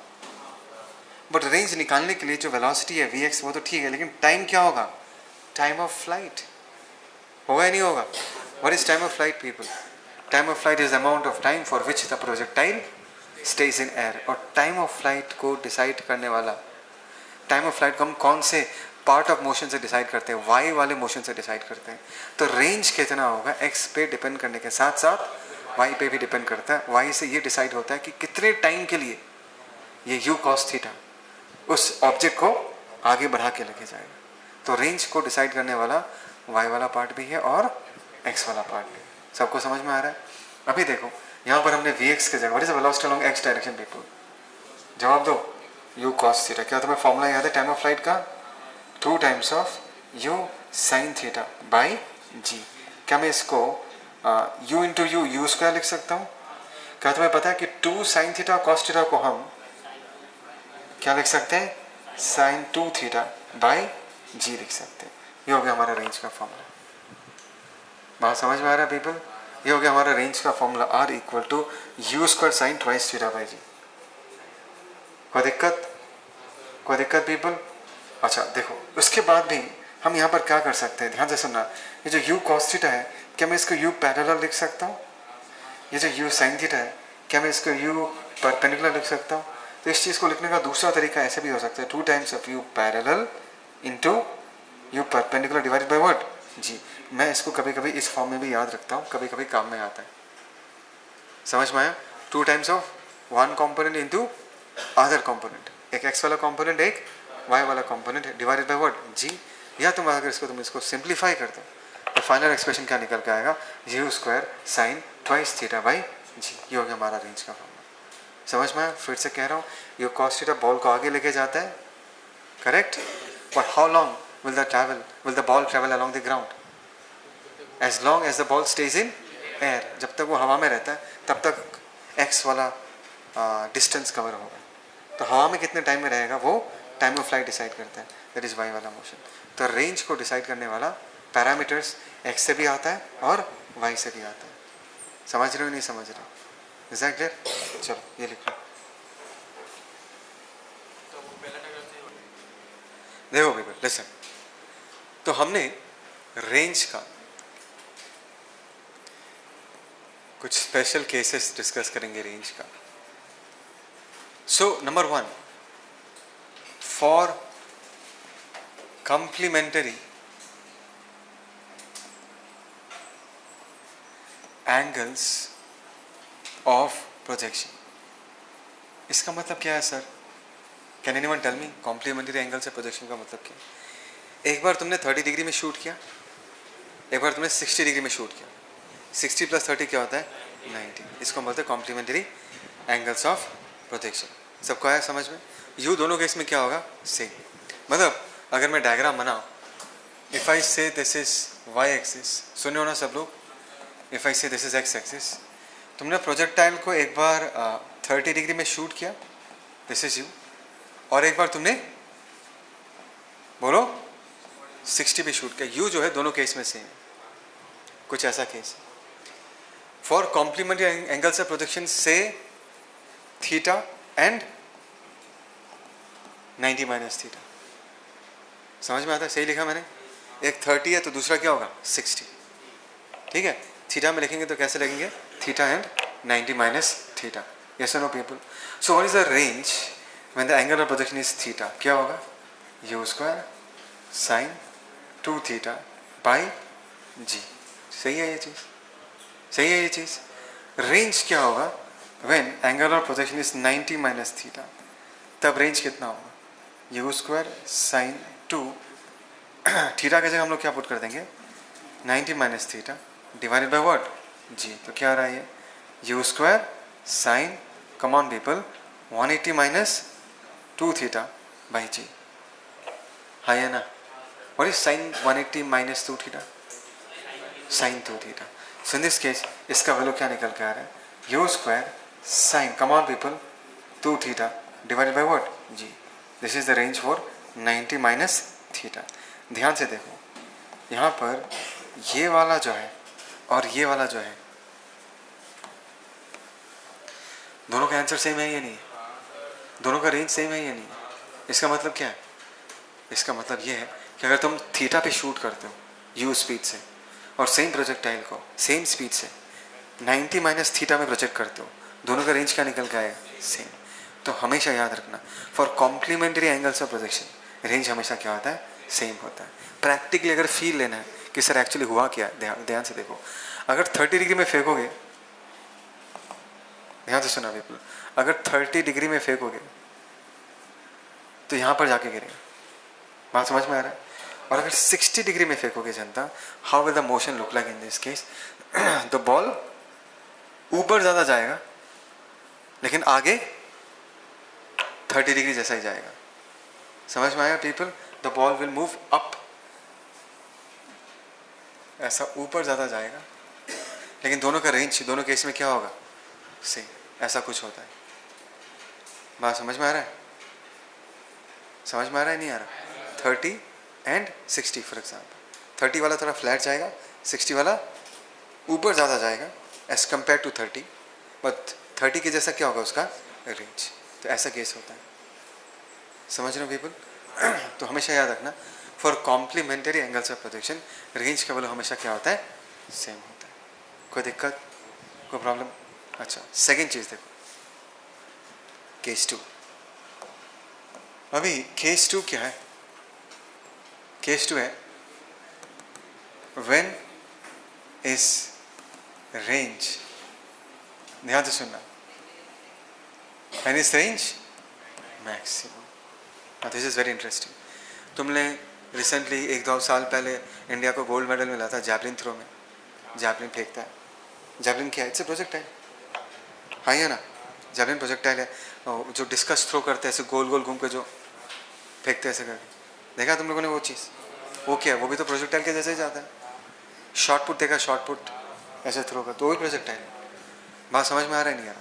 तो ये जो गेम है ये स्ट्रेंथ पे तो डिपेंड करता ही है, कौन कितना ताकतवर है, बट तुम उस ऑब्जेक्ट को किस एंगल में प्रोजेक्ट कर रहे हो उस पर भी डिपेंड करता है। बिकॉज जीतेगा कौन, जिसका रेंज सबसे ज़्यादा है, यही है ना डिसीजन। जैवलिन सबसे दूर जाता है जिसका, वो जीतेगा। अभी हमें पता है कि उस डिस्टेंस को हम इन दिस केस क्या बुलाएंगे, रेंज बुलाएंगे, नहीं बुलाएंगे। तो जीतने का कैटेगरी क्या है, रेंज, जिसका सबसे ज़्यादा वो जीतेगा। बात समझ में आ रहा है, नहीं तक समझ में आ रहा है मैं क्या बोल रहा हूँ। तो रेंज का वैल्यू मैक्सिमम कितने एंगल पे होगा वो देख लेते हैं, ठीक है। मैंने इस range maximum, we know range का फॉर्मूला है u² sin 2θ by g. Is that clear people. देखो u तो हमने कांस्टेंट मान लिया, g भी कांस्टेंट है। रेंज मैक्सिमम कब होगा, व्हेन sin twice θ इज मैक्सिमम। करेक्ट पीपल, जवाब दो। रेंज इज मैक्सिमम व्हेन, बोलो जनता, sin twice θ इज मैक्सिमम। और किसी भी साइन फंक्शन का मैक्सिमम वैल्यू कितना होता है, 1, ठीक है। तो sin twice θ का वैल्यू अगर मैं 1 मानता हूँ तो पता है कि 90 डिग्री पे 1 होता है, तो थीटा का वैल्यू कितना होगा, 45 डिग्री। समझ में आ रहा है मैं क्या बोल रहा हूँ। तो अगर रेंज मैक्सिमम चाहिए तुम्हें कितने पे शूट करना पड़ेगा, 45 पे। इसलिए लोग जो इतने सालों से प्रैक्टिस करते हैं, कभी अगर देखोगे टीवी में तो देखना उनका एंगल ऑफ प्रोजेक्शन, प्रैक्टिस करते करते करते they always try to project it at an angle of what, 45 degree. Definitely strength पे भी डिपेंड करता है, जिसका स्ट्रेंथ ज़्यादा है उसका यू का वैल्यू भी क्या होगा, ज़्यादा हो, वो तो डिपेंड करता ही है। बट यू के साथ साथ, ताकत के साथ साथ कितने एंगल में तुमने उस ऑब्जेक्ट को शूट किया है उस पर भी डिपेंड करता है। बोलो हाँ या ना, बोलो हाँ या ना। So what is the maximum value of range people, ये तो हमें पता चल गया। What is the maximum value of range, so R max कितना हो जाएगा, बोलो sin twice θ का वैल्यू अगर मैं 1 पुट कर दूँ तो आर मैक्स का वैल्यू क्या आ जाएगा, u² बाई जी। तो ये हो गया रेंज मैक्सिमम का फॉर्मूला। बोलो फील आ रहा है नहीं आ रहा है तुमको। मतलब 45 डिग्री पे रेंज क्या होता है, मैक्सिमम। तुमने जस्ट नो एग्जांपल देखा है, 30 पे रेंज क्या था, सेम। 60 पे रेंज क्या था, 45 से 30 छोटा होता है और 45 से 60 बड़ा होता है, और दोनों केस में क्या हो जाता है, रेंज सेम। इसको अपने दिमाग में रखो। हमने कहा कि 45 पे रेंज क्या होता है, सबसे ज़्यादा। तो अगर तुम्हें इसका फील लेना है तो थोड़ा सा एक डायग्राम बना के फील लेते हैं। सुन रहे हो सब लोग, रेडी सब लोग। Late us say this is y direction, late us say this is x direction. मैं बताता हूँ हो क्या रहा है। सोचो तुमने एक बार 15 डिग्री में शूट किया, कितने में शूट किया, 15, तो ऐसा जाके गिरेगा। नेक्स्ट केस लेट अस से तुमने 30 डिग्री में शूट किया, कितने में शूट किया, 30, एंगल बढ़ गया ना, तो रेंज भी अभी क्या हो जाएगा, बढ़ जाएगा। समझ में आया। अभी तुमने एंगल ऑफ प्रोजेक्शन को 15 से 30 किया, अभी 30 से 45 करो। क्या करो, 45। Stay with me people, stay with मी। अगर मैं 45 करता हूँ, जनता सुने हो ना, अगर मैं ये 45 करता हूँ एंगल ऑफ प्रोजेक्शन, कितना ये 45, तो हमने देखा इस केस में रेंज क्या होगा, सबसे ज़्यादा। समझ में आया? तो 45 डिग्री के नीचे बिलो 45 डिग्री, जैसे जैसे तुम अपना एंगल ऑफ प्रोजेक्शन बढ़ाते जाओगे, रेंज भी इंक्रीज होता जाएगा, होता जाएगा, होता जाएगा, till your angle of projection is 45 degree. 45 के बाद अभी अगर 60 में प्रोजेक्ट करोगे, उसका रेंज और फर्दर इंक्रीज नहीं होगा।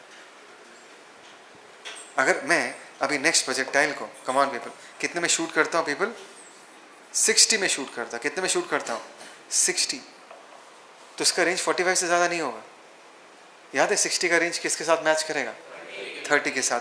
30 कहाँ जाके गिरा था, येलो वाला है, 30 वाला यहाँ गिरा था ही नहीं गिरा। सो इन दिस केस, बोल ध्यान से सुनना, सोचना, इन दिस केस ये प्रोजेक्टाइल ऐसे ऊपर जाएगा, ऊपर जाके कहाँ पर गिरेगा, यहाँ पर गिरेगा।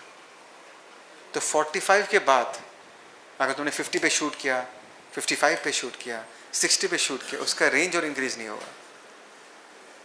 45 का जितना रेंज था उसको क्रॉस नहीं कर पाएगा, उसके पीछे ही रहेगा। कम on people, give me reply. 45 के बाद क्या होगा, आगे कम जाएगा लेकिन ऊपर ज़्यादा जाएगा। 45 पे ही रेंज सबसे ज़्यादा होता है। 60 पे रेंज कैसा पीपल, 60 में शूट करोगे तो यहाँ पर ध्यान से देखो, range in case of 30 degree and range in case of 60 degree क्या होगा, सेम। दोनों केस में रेंज सेम हो जाएगा। समझ में आया? So for theta greater than 0 degree but less than or equal to 45 degree, range keeps on increasing by increasing angle of projection। ठीक है, इस रेंज में अगर तुम अपना एंगल ऑफ प्रोजेक्शन को इंक्रीज करते जाओगे, तुम्हारा रेंज भी क्या होगा, इंक्रीज होता जाएगा। क्लियर? किसी को डाउट? पक्का? ठीक है, तो ये वाला कॉपी कर लो विवेक। आज के लिए तो लोग इस तरफ, हाँ पहला वाला करते हैं। विवेक ऑन कर दो। ओके पीपल, देखो ये जो सेट ऑफ क्वेश्चंस है, सुनो सब लोग, this will form the basis of your understanding of this chapter. ठीक है, सो इन क्वेश्चंस को ध्यान से देखना। अगर ये सब नहीं करोगे तो ये चैप्टर हाथ में नहीं आएगा। ठीक है, तो एकदम बेसिक प्रॉब्लम से चालू करते हैं। तो सबसे पहले सिंपल सा क्वेश्चन करेंगे। बोला है a body is projected with the speed of 30 meter per second. एक बॉडी है and it has been projected with the speed of what, 30 meter per second. हाँ या ना, ऐसे करके जाएगा। कुछ बोलो यार। At an angle of 30 degree with the vertical. देखो ये गलती मत करना कि एंगल किसके साथ दिया हुआ है, वर्टिकल के साथ। लेकिन हमने सारा फॉर्मूलास, सुनो इस तरफ, हमने जितना सारा फॉर्मूलास डिराइव किया है उसमें हमने हमेशा एंगल कहाँ से मेजर किया है, हॉराइजेंटल के साथ। किसके साथ, हॉराइजेंटल के साथ। तो जो हम फॉर्मूलास में एंगल पुट करेंगे, ठीक है। चलो पीपल यहाँ सुनो, इसमें बच्चे लोग क्या गलती करेंगे पता है, जो यहाँ पर ये लोग फॉर्मूलास यूज़ करेंगे उसमें 30 पुट कर देंगे, बट हमारा सारा फॉर्मूला किस में बेस्ड है पीपल, हमारा सारा formula is based on the angle measured with the horizontal, that is what 60। तो यहाँ पर तुम्हें पूछे मैक्सिमम हाइट, इसके बाद तो सिंपल है, मैक्सिमम हाइट का वैल्यू कितना है, u perpendicular square by 2g। मतलब अगर ये 30 है, 30 का ये वाला कॉम्पोनेंट कितना होगा जनता, 30 cos 60 कितना होगा, 15 मीटर पर सेकेंड। कितना होगा 13 sin 60 कितना होगा 15 √3 मीटर पर सेकेंड। हाँ या ना। तो h मैक्स का फॉर्मूला है u perpendicular square by 2g। सुन रहे हो सब लोग, u perpendicular square by 2g। u perpendicular का मतलब क्या है, we are talking about this component, इसको हम क्या बुलाते हैं, u perpendicular, that is 15 √3 the whole square by 2 into g का वैल्यू हम लोग 10 मान लेंगे। 15 कितना होगा 225 इंटू 3 2 इंटू 10 कितना आएगा ये, कितना आएगा ये, हाँ 33.75। चलो 33.75 मीटर्स, ठीक है ना। ये एच मैक्स हो गया। एच मैक्स के बाद टाइम ऑफ फ्लाइट चाहिए। टाइम ऑफ फ्लाइट हम कैसे निकालेंगे, that is 2 times of u perpendicular by g. मुझे यू परपेंडिकुलर लिखना अच्छा लगता है बिकॉज वो थोड़ा सा और फील देता है कि यू परपेंडिकुलर मतलब कौन सा कंपोनेंट, ये वाला कंपोनेंट। और ये वाला कंपोनेंट कितना जनता, 2 into 15 root 3 divided by what g. 2 5 जा 10, 5 3 जा 15. सो टाइम क्या निकल के आएगा 3√3 सेकेंड्स. कम ऑन पीपल, आइए ना. अभी लास्ट में अगर रेंज चाहिए, क्या चाहिए? रेंज. रेंज का ये फॉर्मूला यूज़ कर सकता हूँ 2 times of u parallel into u perpendicular by what g. याद है ये फॉर्मूला सबको? यू पैरेलल मतलब 15 वाला कंपोनेंट और यू परपेंडिकुलर मतलब 15√3 वाला कंपोनेंट है ना. तो 2 times of 15 into 15√3 divided by what g. Minute, last वाला रेंज का था. रेंज हम लोग क्या लिखेंगे? 2 times of u parallel into u perpendicular by g. U perpendicular कितना होगा पीपल? 15√3. यू पैरेलल कितना होगा? 15. जी के जगह पर हम लोग क्या पुट कर सकते हैं? 10. बहुत लोगों के मन में ये डाउट आता है, सर आपने जी को -10 क्यों पुट नहीं किया? देखो हमने माइनस ऑलरेडी पुट कर लिया है. इसका अगर तुम डिराइवेशन देखोगे इस फॉर्मूला का, इस फॉर्मूला में डिराइवेशन में ही हम ए के जगह पर -g ऑलरेडी पुट कर चुके हैं. उसके बाद ये एक्सप्रेशन आया, तो फिर से माइनस पुट मत कर देना एक्सप्रेशन में. कम on people, give me response, है ना. तो इन दिस केस आंसर क्या निकल के आएगा? सो रेज टू 5 जा 10, 5 3 जा 15, 15 3 जा 45√3 मीटर्स. ये हो गया रेंज. ठीक है ना. बहुत ही बेसिक प्रॉब्लम है, सबको आ गया समझ में? कोई दिक्कत नहीं. चलो नेक्स्ट वाले पे चलते हैं. इसको देखते हैं. सब लोग इस क्वेश्चन को देखो. चलो विवेक पॉज करो थोड़ा सा, इसको ट्राई करो. सब लोग रेडी ना? सब लोग इस तरफ रेडी? ये बहुत ही बढ़िया क्वेश्चन है.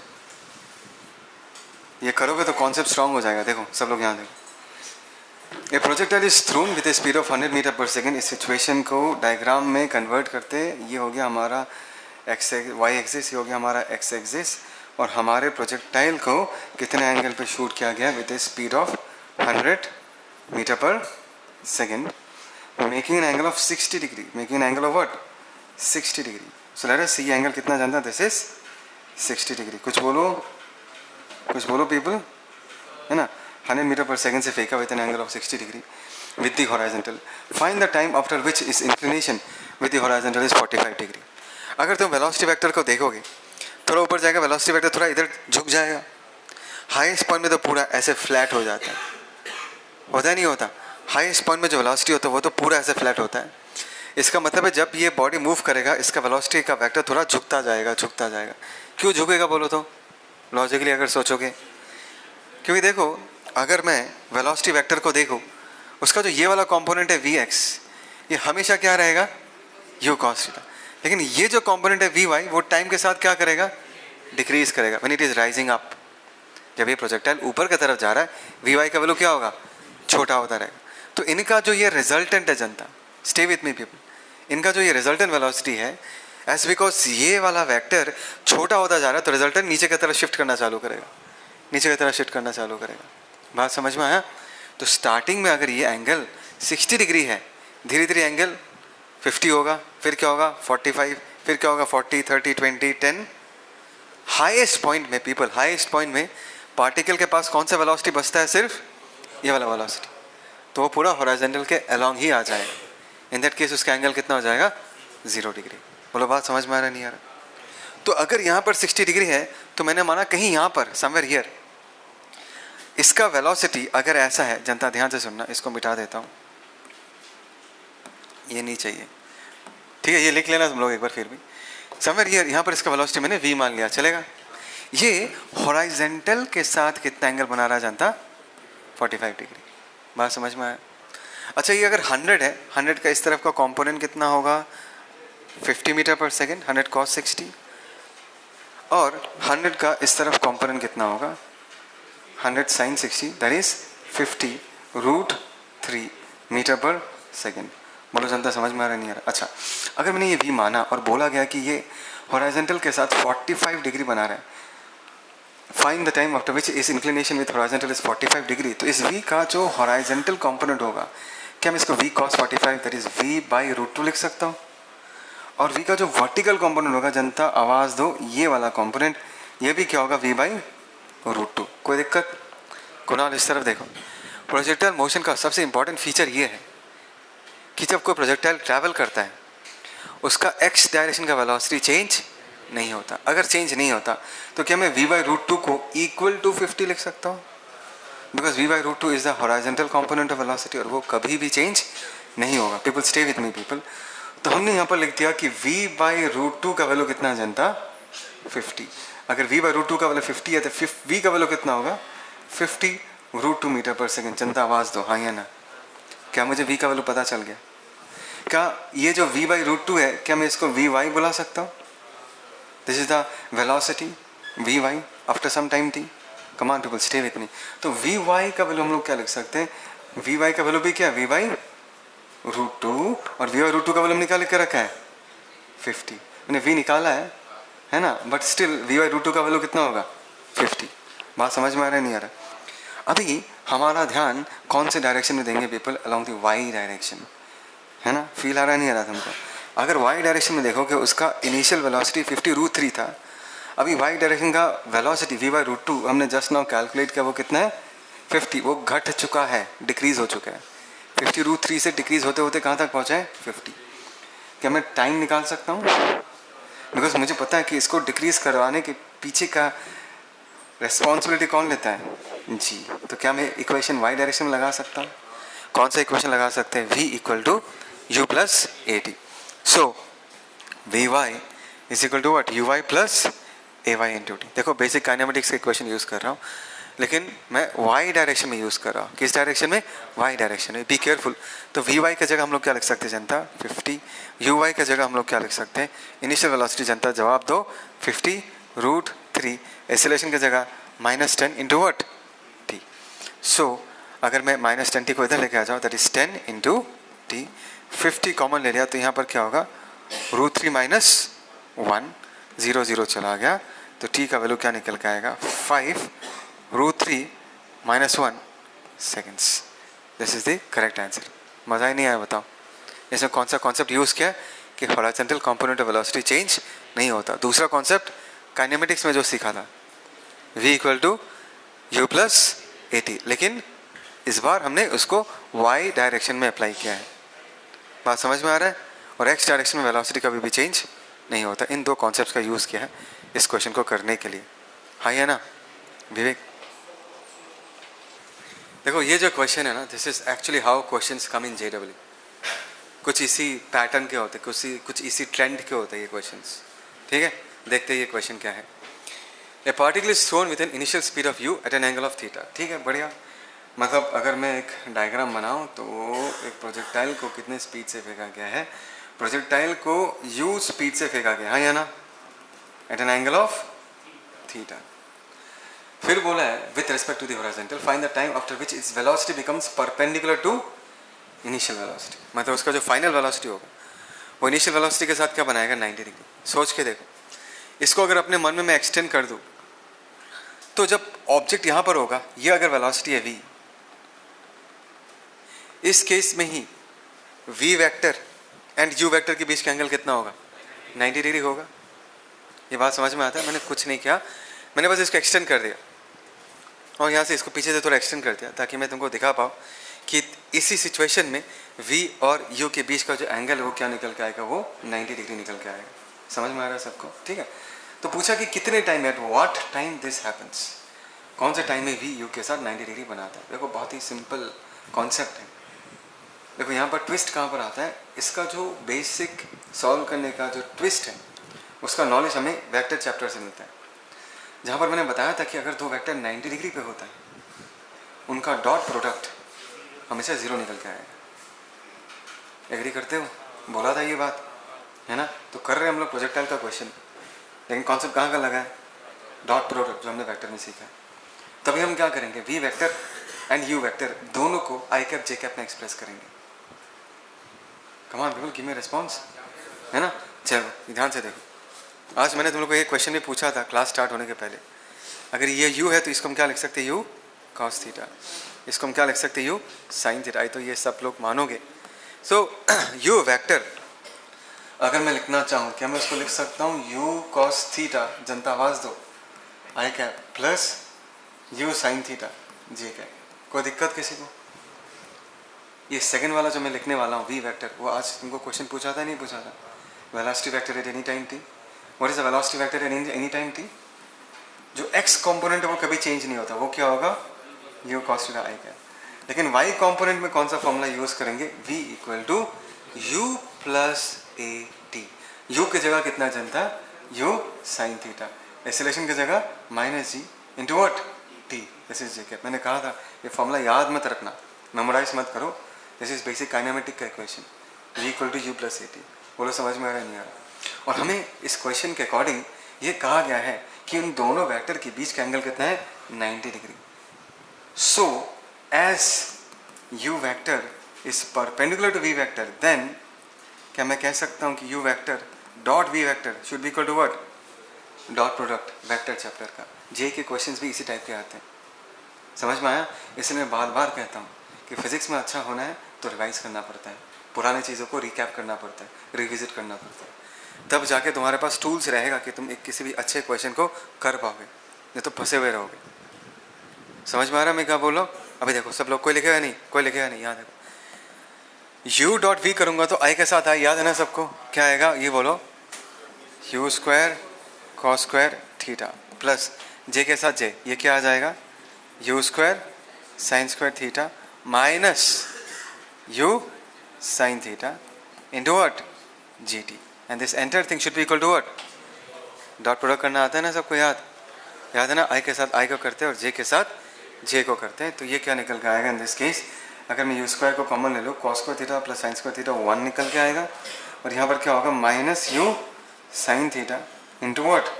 जी टी इक्वल टू 0। देखो यू स्क्वायर चला गया तो टी का वैल्यू क्या निकल के आएगा? इसको अगर यहाँ लेके जाएंगे तो u divided by g sine theta. जनता आवाज़ दो, आया ना?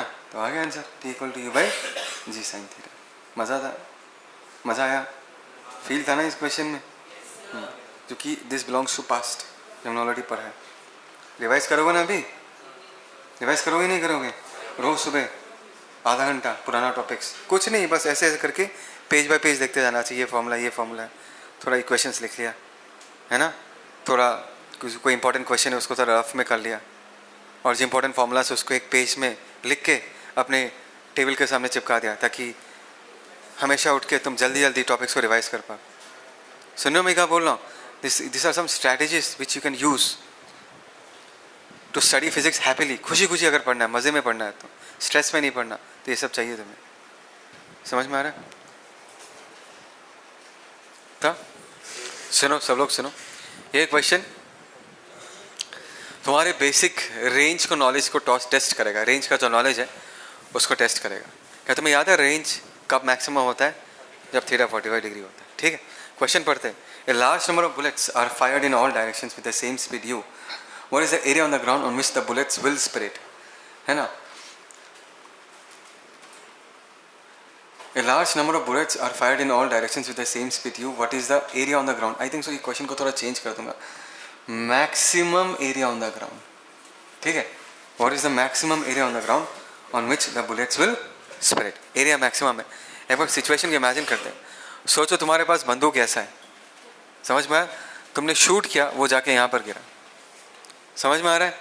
और तुम चारों तरफ अगर शूट करोगे, इफ़ यू शूट एवरीवेयर, तुमने ऐसा शूट किया, तुमने ऐसा शूट किया, तुमने ऐसा शूट किया, ऐसा शूट कर रहे हो, समझ में आ रहा है मैं क्या बोल रहा हूँ? ऐसा शूट कर रहे हो, फिर ऐसा शूट कर रहे हो, फिर ऐसा शूट कर रहे हो, तो एक सर्कुलर एरिया कवर करेगा नहीं करेगा? अगर मैं चारों तरफ शूट करूँ तो एक सर्कुलर एरिया कवर होगा नहीं होगा? उस सर्कुलर एरिया का मैक्सिमम पॉसिबल वैल्यू क्या हो सकता है? देखो, अगर तुमने किसी प्रोजेक्टाइल को ऐसा शूट किया है ना, तो इस प्रोजेक्टाइल का जो ये वाला डिस्टेंस है, क्या तुम मानोगे वो रेंज होता है? क्या तुम मानोगे रेंज होता है? तो एरिया अगर मैक्सिमम होना है तो रेंज को मैक्सिमम होना पड़ेगा, बिकॉज रेंज इसी सर्कल का रेडियस बना हुआ है। क्या तुम्हें डायग्राम में दिख रहा है? नहीं दिख रहा कि रेंज जो है इस सर्कल का क्या बना हुआ है? रेडियस। तो एरिया मैक्सिमम चाहिए तो रेडियस मैक्सिमम चाहिए। रेडियस ही इस प्रोजेक्टाइल का रेंज है। रेंज मैक्सिमम का वैल्यू कितना होता है ना? यू स्क्वायर बाई जी, बस। तो एरिया मैक्सिमम क्या होगा? Area maximum in this case is pi into r square. R square का वैल्यू कितना होगा? U to the power 4 by g square. बहुत ही सिंपल स्ट्रेट फॉरवर्ड क्वेश्चन है जो तुम्हारे रेंज के नॉलेज को टेस्ट करता है। सबको आया समझ में? हाँ या ना? जवाब दो जनता। चलो नेक्स्ट वाले पे चलते हैं। Let's move on to the next question. चलो ये वाला करो, ट्राई करो एक बार, उसके बाद मैं डिस्कस करूँगा। फाइन पीपल, ये क्वेश्चन फिर से हमारे वेलोसिटी के नॉलेज को टेस्ट करेगा कि एट एनी टाइम टी हम वेलोसिटी को कैसे लिखते हैं। बात समझ में आ रहा है? इस कॉन्सेप्ट पे बेस्ड है। देखो कैसे करते हैं इस क्वेश्चन को। ए particle is projected at an angle of 30 degree, है ना? तो एक पार्टिकल बनाते हैं हम लोग, ये ऐसा वाई एक्सिस, ये क्या हो गया, this is x axis. A particle is projected at an angle of 30 degree, ठीक है, with horizontal with the velocity of 10 meter per second. मतलब ये वेलोसिटी कितना है, this is 10 meter per second. Then find the angle made by the velocity vector with the initial velocity vector. तो ये जाके यहाँ पर आया है, तो फाइनल वेलोसिटी वेक्टर जो कि 1 सेकेंड में जो उसका वेलोसिटी होगा वो इस वाले इनिशियल वेलोसिटी के साथ कितना एंगल बनाता है वो हमें बताना है। समझ में आया कि 1 सेकेंड के बाद जो वेलोसिटी वेक्टर होगा वो हमारे इनिशियल वेलोसिटी के साथ कितना एंगल बनाएगा, ठीक। अच्छा 1 सेकेंड के बाद वेलोसिटी कितना होगा, क्या मैं निकाल सकता हूँ? अभी देखो, ऐसे कहानी को हम हमेशा कंपोनेंट में ही बताएंगे। हम कहेंगे कि 1 सेकेंड हो, 2 सेकेंड हो, 3 सेकेंड हो, एक्स कंपोनेंट ऑफ वेलोसिटी कभी भी चेंज नहीं होता। सो अगर ये 10 है, ध्यान से देखना पीपल, 10 का जो ये वाला कंपोनेंट होगा 10 cos 30 कितना होगा 5√3, और ये वाला जो कंपोनेंट होगा ये होगा 10 sin 30, that is how much 5। So इसको हम क्या बुला सकते हैं, this is the initial velocity along x. इसको हम क्या बुला सकते हैं, this is the initial velocity along Y. जनता जवाब दो। So what is the final velocity along x, that will still be 5√3। हाँ या ना? वो अभी 5√3 होगा, होगा ही नहीं होगा। बट अगर वेलोसिटी चेंज होता है वो कौन सा कंपोनेंट चेंज होता है, वाई वाला कंपोनेंट चेंज होता है। सो अगर मुझे वी वाई चाहिए, we are going to use the equation u y plus a y into t. जनता जवाब दो हाँ या ना?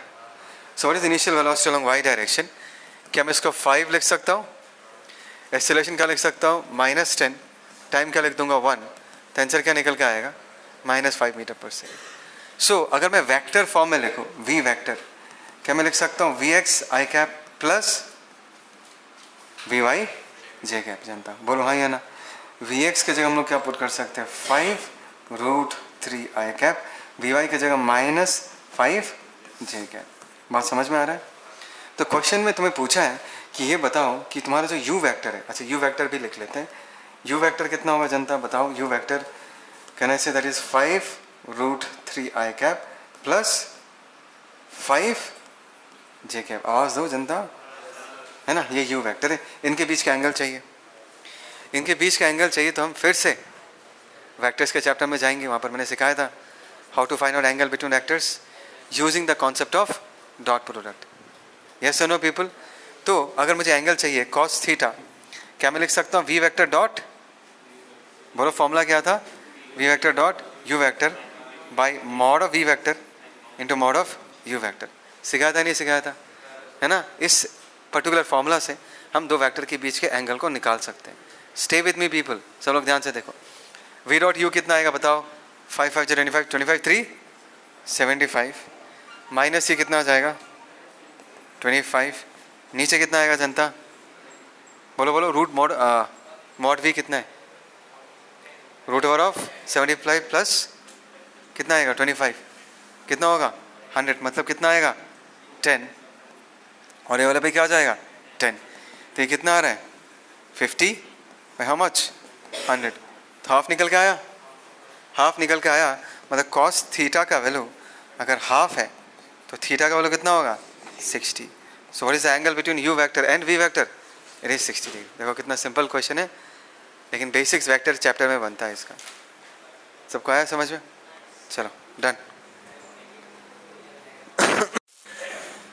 सो फाइन पीपल, तुम लोगों ने गूगल मैप्स यूज़ किया? गूगल मैप्स वो तुम्हें क्या बताता है? लोकेशन नहीं भाई, वो तुम्हें रास्ता बताता है। एक लोकेशन से दूसरे लोकेशन तक अगर पहुंचना है तो तुम्हें कौन सा पाथ लेना है, हाँ ये ना? इवन मल्टीपल पाथ्स भी दिखाता है वो, कौन सा शॉर्टेस्ट पाथ, ऑल्टरनेटिव पाथ सब दिखा देता है। Is that clear people? तो गूगल मैप जिस तरीके से पाथ दिखाता है उसी पाथ को हम ट्रैजेक्टरी भी बुला सकते हैं। क्या बुला सकते हैं? ट्रैजेक्टरी। बात समझ में आए? इस प्रोजेक्टाइल मोशन के चैप्टर में जब हम प्रोजेक्टाइल को शूट करते हैं, वो जो पाथ फॉलो करता है उस पाथ का इक्वेशन लिखेंगे आज हम। क्या लिखेंगे? इक्वेशन। उसको कैसे लिखते हैं उस पर फोकस करेंगे। Before we do that people, अगर मुझे पाथ बताना है, सोचो गूगल मैप्स में एक गाड़ी ट्रैवल कर रहा है, there is one car which is travelling, और वो ऐसा रास्ता लेता है, ठीक है, this is how the route taken by the car, ये रूट लेता है वो। समझ में आ रहा है मैं क्या बोल रहा हूँ? तो मुझे अगर इसका पाथ बताना है तो मुझे क्या बताना पड़ेगा? इफ़ आई से this is x axis, if I से दिस इज वाई एक्सिस, तो मैंने तुमको ये बोल दिया कि t1 टाइम पे वो x1 y1 पे था, t2 टाइम पे वो x2 y2 पे था, t3 टाइम पे वो x3 y3 पे है, t4 टाइम पे वो x4 y4 पे है। तो अगर मैंने तुमको ऐसा इंफॉर्मेशन प्रोवाइड किया, x1 y1 x2 y2 x3 y2 को अगर तुम जोड़ दोगे, ग्राफ बनाओगे, तो क्या मिलेगा तुम्हें? उस गाड़ी का पाथ टेकन पता चलेगा? चलेगा या नहीं चलेगा पीपल? उसी को ही हम क्या बोलते हैं? ट्रैजेक्टरी, है ना? कभी तुम लोग एयर शोज देखा है? डिफेंस का जो एयर शोज होता है, एरोप्लेन जाता है, धुआं छोड़ के जाता है। जब प्लेन जाता है और धुआं छोड़ के जाता है तो आसमान में तुम्हें एक धुआं का ट्रेल दिखाई देगा या नहीं दिखाई देगा? Does not it mean that this was the path taken by the aeroplane? तो वो धुआं का जो ट्रेल है उसको भी हम क्या बुला सकते हैं? Trajectory of the plane, because plane ने उस रास्ते को लिया था। बात समझ में आया? कभी कभी ड्रोन व्यू अगर देखोगे किसी ओशन का या सी का, उसमें अगर कोई बोट जाता है, कोई बोट अगर ट्रैवल करता है, ऊपर से अगर देखोगे तुम्हें पानी का एक ट्रेस दिखाई देगा, जिस पाथ से वो शिप जाता है उसको हम क्या बुला सकते हैं? ट्रैजेक्टरी, बिकॉज उस शिप ने उस रास्ते को फॉलो किया। नाउ द क्वेश्चन इज, उस ट्रैजेक्टरी को तुम रिप्रेजेंट कैसे करोगे? How do you represent this? पहली बात, अगर मुझे ट्रैजेक्टरी को रिप्रेजेंट करना है then I will need the values of x and y. X position, y भी क्या हो गया? पोजीशन, है ना? एक्स कलम उसने कितना मूव किया और वाई कलम कितना मूव किया। तो x1 y1 पता होना, x2 y2 पता होना, x3 y3 पता होना। अगर तुम्हें इन चीज़ों का नॉलेज है तभी जाके तुम पाथ का इक्वेशन लिख सकते हो या पाथ को ड्रॉ कर सकते हो। तो अगर तुम्हें इक्वेशन ऑफ ट्रैजेक्टरी लिखना है तो एक बात तो तुम्हें ये समझ लेना है कि इक्वेशन ऑफ ट्रैजेक्टरी में जो वेरिएबल्स इन्वॉल्व होंगे वो होंगे x और y। x भी पोजीशन और y भी पोजीशन। बात समझ में आया? इस कॉन्सेप्ट को अगर मैं प्रोजेक्टाइल मोशन में यूज़ करूँ, कहाँ पर यूज़ करूँ? जनता बोलो, प्रोजेक्टाइल मोशन में। वो हम कैसे करेंगे देखो। तो प्रोजेक्टाइल मोशन का जो इक्वेशन ऑफ पाथ है वो आज हम डिराइव करेंगे। तो let us say this is x in meters, ये y भी क्या है? मीटर्स में ही, दोनों पोजीशन है। x वाला बताएगा कि प्रोजेक्टाइल आगे कितना गया है, y तुम्हें बताएगा कि प्रोजेक्टाइल ज़मीन से कितना ऊपर है, दोनों ही पोजीशन है। तो अगर ये मेरा प्रोजेक्टाइल है, इसको अगर हमने v वेलोसिटी या u वेलोसिटी से शूट किया है, अगर ऐसा जाता है ये प्रोजेक्टाइल, समझ रहे हो मैं क्या बोल रहा हूँ? Let us say this is what? Theta. इसका जो x कंपोनेंट होगा वो कितना होगा? u cos theta. और इसका जो y कंपोनेंट होगा उसको हम क्या बुला सकते हैं? u sin theta. समझ आ रहा है मैं क्या बोल रहा हूँ? सोचो ये जो टाइम है, let us say this time in this case is equal to what? 0। t equal to 0 पे हमारा प्रोजेक्टाइल यहाँ पर है। समवेयर एट टाइम t, सोचो एट टाइम t हमारा प्रोजेक्टाइल यहाँ पर है ना? एट टाइम t हमारा प्रोजेक्टाइल यहाँ पर है, ठीक। इसका पोजीशन अगर मैं रिप्रेजेंट करना चाहूँ तो कैसे प्रेजेंट करूँगा? कितना डिस्टेंस x और कितना डिस्टेंस y के अलॉन्ग है। तो लेट अस से इस पॉइंट का कोऑर्डिनेट हमने x meters comma y meters दिया है। इसका मतलब क्या है जनता? इसका मतलब है कि इसने आगे कितना यूनिट्स ट्रैवल किया x और आसमान की तरफ कितना यूनिट्स ट्रैवल किया y। तो अगर मुझे इक्वेशन ऑफ ट्रैजेक्टरी चाहिए then I need a relation between x and y, x और y के बीच का रिलेशन चाहिए, करेक्ट?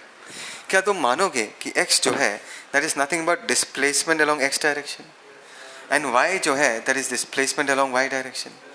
क्या तुम्हें पता है कि जब प्रोजेक्टाइल मूव करता है इसके ऊपर सिर्फ एक ही एक्सेलरेशन काम करता है, that is gravitational acceleration which is acting along the y direction, हाँ है ना? x डायरेक्शन में कोई एक्सेलरेशन नहीं होता। That is the reason x direction का वेलोसिटी कभी भी चेंज नहीं होता। अच्छा, अगर ये इन्फॉर्मेशन हमारे पास है, this is the information, so क्या मैं sx को velocity along x into time लिख सकता हूँ? लिख सकता हूँ velocity along x into time लिख सकता हूँ. मैंने s equal to v t क्यों यूज़ किया है? क्योंकि सर ये वाला मोशन है कांस्टेंट वेलोसिटी मोशन है, और कांस्टेंट वेलोसिटी मोशन में हम s equal to v t use करते हैं. हाँ है ना. सो डिस्प्लेसमेंट की जगह हमने क्या पुट कर दिया, एक्स वेलोसिटी अलोंग एक्स कितना होगा जनता, यू कॉस थीटा जो कभी चेंज नहीं होगा, और टाइम की जगह हमने क्या लिख दिया, टी, बिकॉज यहाँ से यहाँ तक जाने का टाइम हमने टी मान के रखा है. बोलो हाँ है ना. अच्छा, सिमिलरली अगर मैं अभी डिस्प्लेसमेंट अलोंग वाई डायरेक्शन लिखना चाहूँ, क्या मैं इसको वाई लिख सकता हूँ? और याद रखना कि वाई मोशन में एक्सेलरेशन का वैल्यू माइनस जी होता है जो कि कांस्टेंट है. तो हम काइनेमेटिक्स के कौन से इक्वेशन को यूज़ करेंगे, s equal to u t plus half a t square. तो एस की जगह हमने पुट कर दिया u y into t plus half a y into T square, that is y. What is initial velocity along Y direction जनता, u sine theta into t minus half g t square, that is equal to y. ये हमारे पास ना दो question आ चुका है. सुनो सब लोग, this are the two questions. एक ये क्वेश्चन है, एक ये क्वेश्चन है. हमें क्या चाहिए, we want to find a relation between x and y. So can I say from this two equations t has to be eliminated. t को एलिमिनेट करके मुझे सिर्फ x और y का रिलेशन पता चल जाएगा, हाँ या ना. तो इस कैलकुलेशन को अगर हम आगे बढ़ाते हैं जनता, ध्यान से सुनना, क्या मैं यहाँ से t का value x by u cos theta लिख सकता हूँ, और क्या मैं इस t का वैल्यू इस इक्वेशन में पुट कर दे सकता हूँ, तो t गायब हो जाएगा. So putting t in the above equation, इस ऊपर वाले इक्वेशन में अगर मैंने t का वैल्यू पुट कर दिया तो क्या मिलेगा, u साइन थीटा. जनता यहाँ पर क्या मिलेगा, x by u cos theta minus half g into T square. क्या होगा, x square by u square cos square theta, that is equal to what, y. सबको आ रहा है समझ में? यही हमारा इक्वेशन है. थोड़ा सा सिंप्लीफाई कर देते हैं, ये यू चला जाएगा, ये क्या आ जाएगा, x tan theta minus g x square by two u square cos square theta. ये हो गया हमारा एक रिलेशन जो एक्स एंड वाई को कनेक्ट करता है. और इसी इक्वेशन को हम क्या बुलाएंगे, we shall call this equation as equation of trajectory slash path. Trajectory या path means the same thing. बोलो समझ में आया नहीं है? पक्का? कोई दिक्कत, कोई प्रॉब्लम नहीं है ना? इसी को हम इक्वेशन ऑफ पाथ बोलते हैं. ठीक है, वाई एक्स का रिलेशन. ये रिलेशन तुम्हें याद रखना है, मेमोराइज करना है, बहुत इंपॉर्टेंट है. ठीक, अभी हम इसी रिलेशन को एक दूसरे फॉर्म में एक्सप्रेस करेंगे. सुनाई दिया सबको? दूसरे फॉर्म में एक्सप्रेस करेंगे. रेडी सब लोग? तो हमें मिला विवेक, ध्यान देना, y equal to x tan theta minus g x square by two u square cos square theta. अच्छा एक जनता एक बात बताओ, रेंज का एक्सप्रेशन क्या होता है? अच्छा ये अपने मन में रखना इस बात को, ठीक है.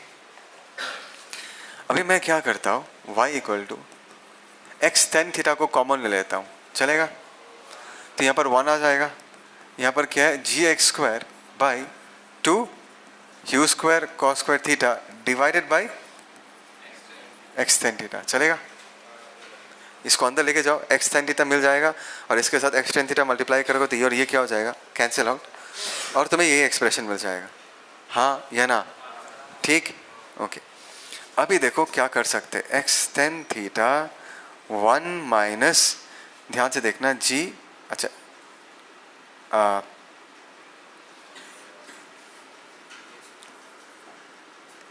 एक्स स्क्वायर, ध्यान से देखना, और यहाँ पर x जो है इसको हम क्या कर सकते हैं, कैंसिल आउट.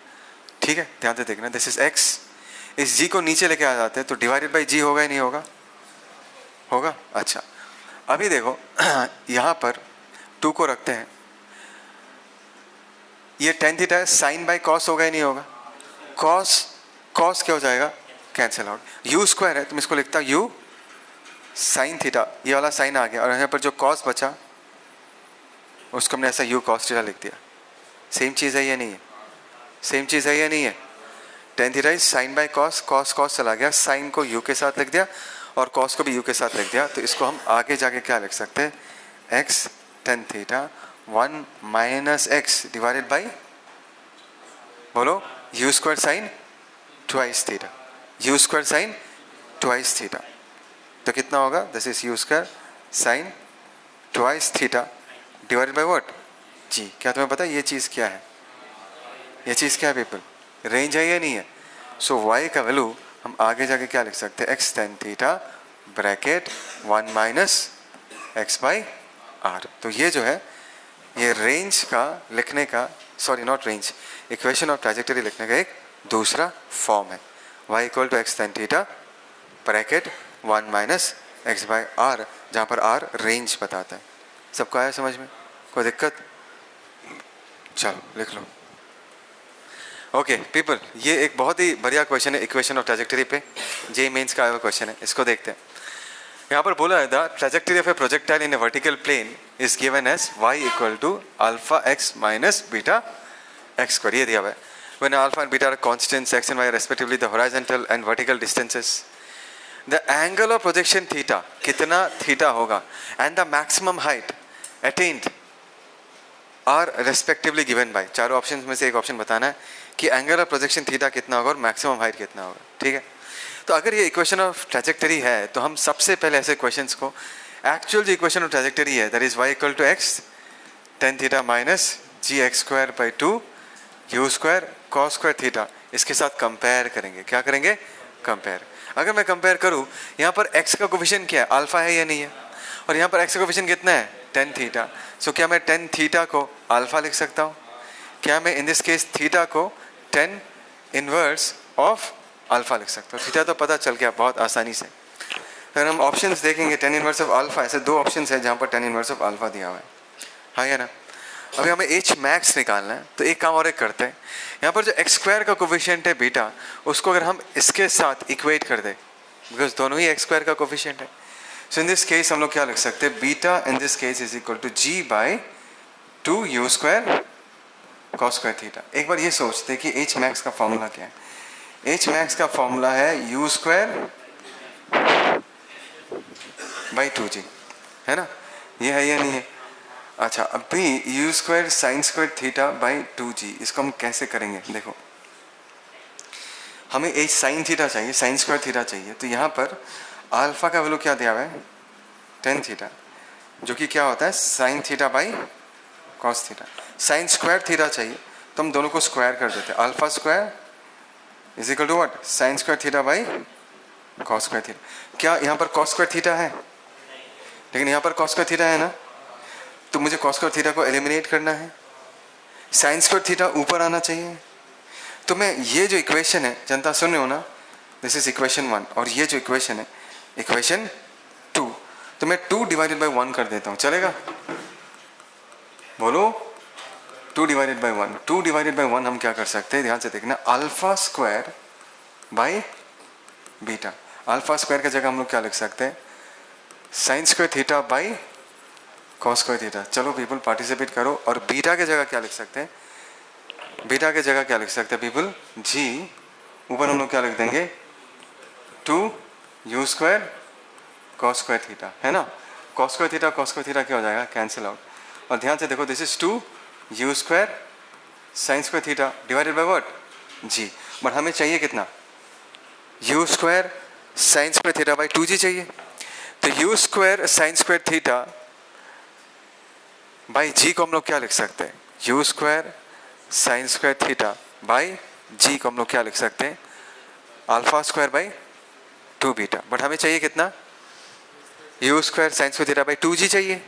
तो यहाँ पर भी हमने 2 से डिवाइड कर दिया, यहाँ पर भी हमने 2 से डिवाइड कर दिया, तो कितना निकल के आ रहा है, this is nothing but what, H max alpha square by 4 beta, है ना। सो ऑप्शन ए निकल के आ रहा है। बोलो समझ में आ रहा है नहीं आ रहा, इज दैट क्लियर। बहुत ही सिंपल प्रॉब्लम है, ठीक है। इसी टाइप के क्वेश्चन आते चाहिए। और एक बढ़िया क्वेश्चन, और ये जो क्वेश्चन है ये इक्वेशन ऑफ ट्रैजेक्टरी का जो सेकंड फॉर्म है उस पर बेस्ड इन द सेंस उसको यूज़ करोगे तो बहुत आसानी से सॉल्व हो जाएगा, ठीक है। क्वेश्चन क्या उसको समझते हैं। From a point on the ground at a distance of a from the foot of a pole pole के फुट से ए डिस्टेंस पे, क्या मैं इसको ये बुला सकता हूँ, है ना? A ball is thrown at an angle of 45 degree which just grazes the top of the foot of the pole. मतलब 45 डिग्री पे एक बॉल को फेंका गया है जो कि इस पोल के टॉप को जस्ट ग्रेस करके जाता है और यहाँ जाके गिरता है। सिचुएशन सबको समझ में आया? जस्ट ग्रेस करके जाता है, छू के जाता है। And strikes the ground at a distance of b on the other side of the pole. Pole के दूसरे साइड में बी डिस्टेंस में जाके गिरता है। हाँ ये ना, इस डायग्राम से सबसे पहला चीज़, ऑब्वियस चीज़ हम लोग कह सकते हैं कि इन दिस केस रेंज का वैल्यू हम लोग a प्लस बी कह सकते हैं। देख के समझ में आ रहा है रेंज का वैल्यू a प्लस बी है।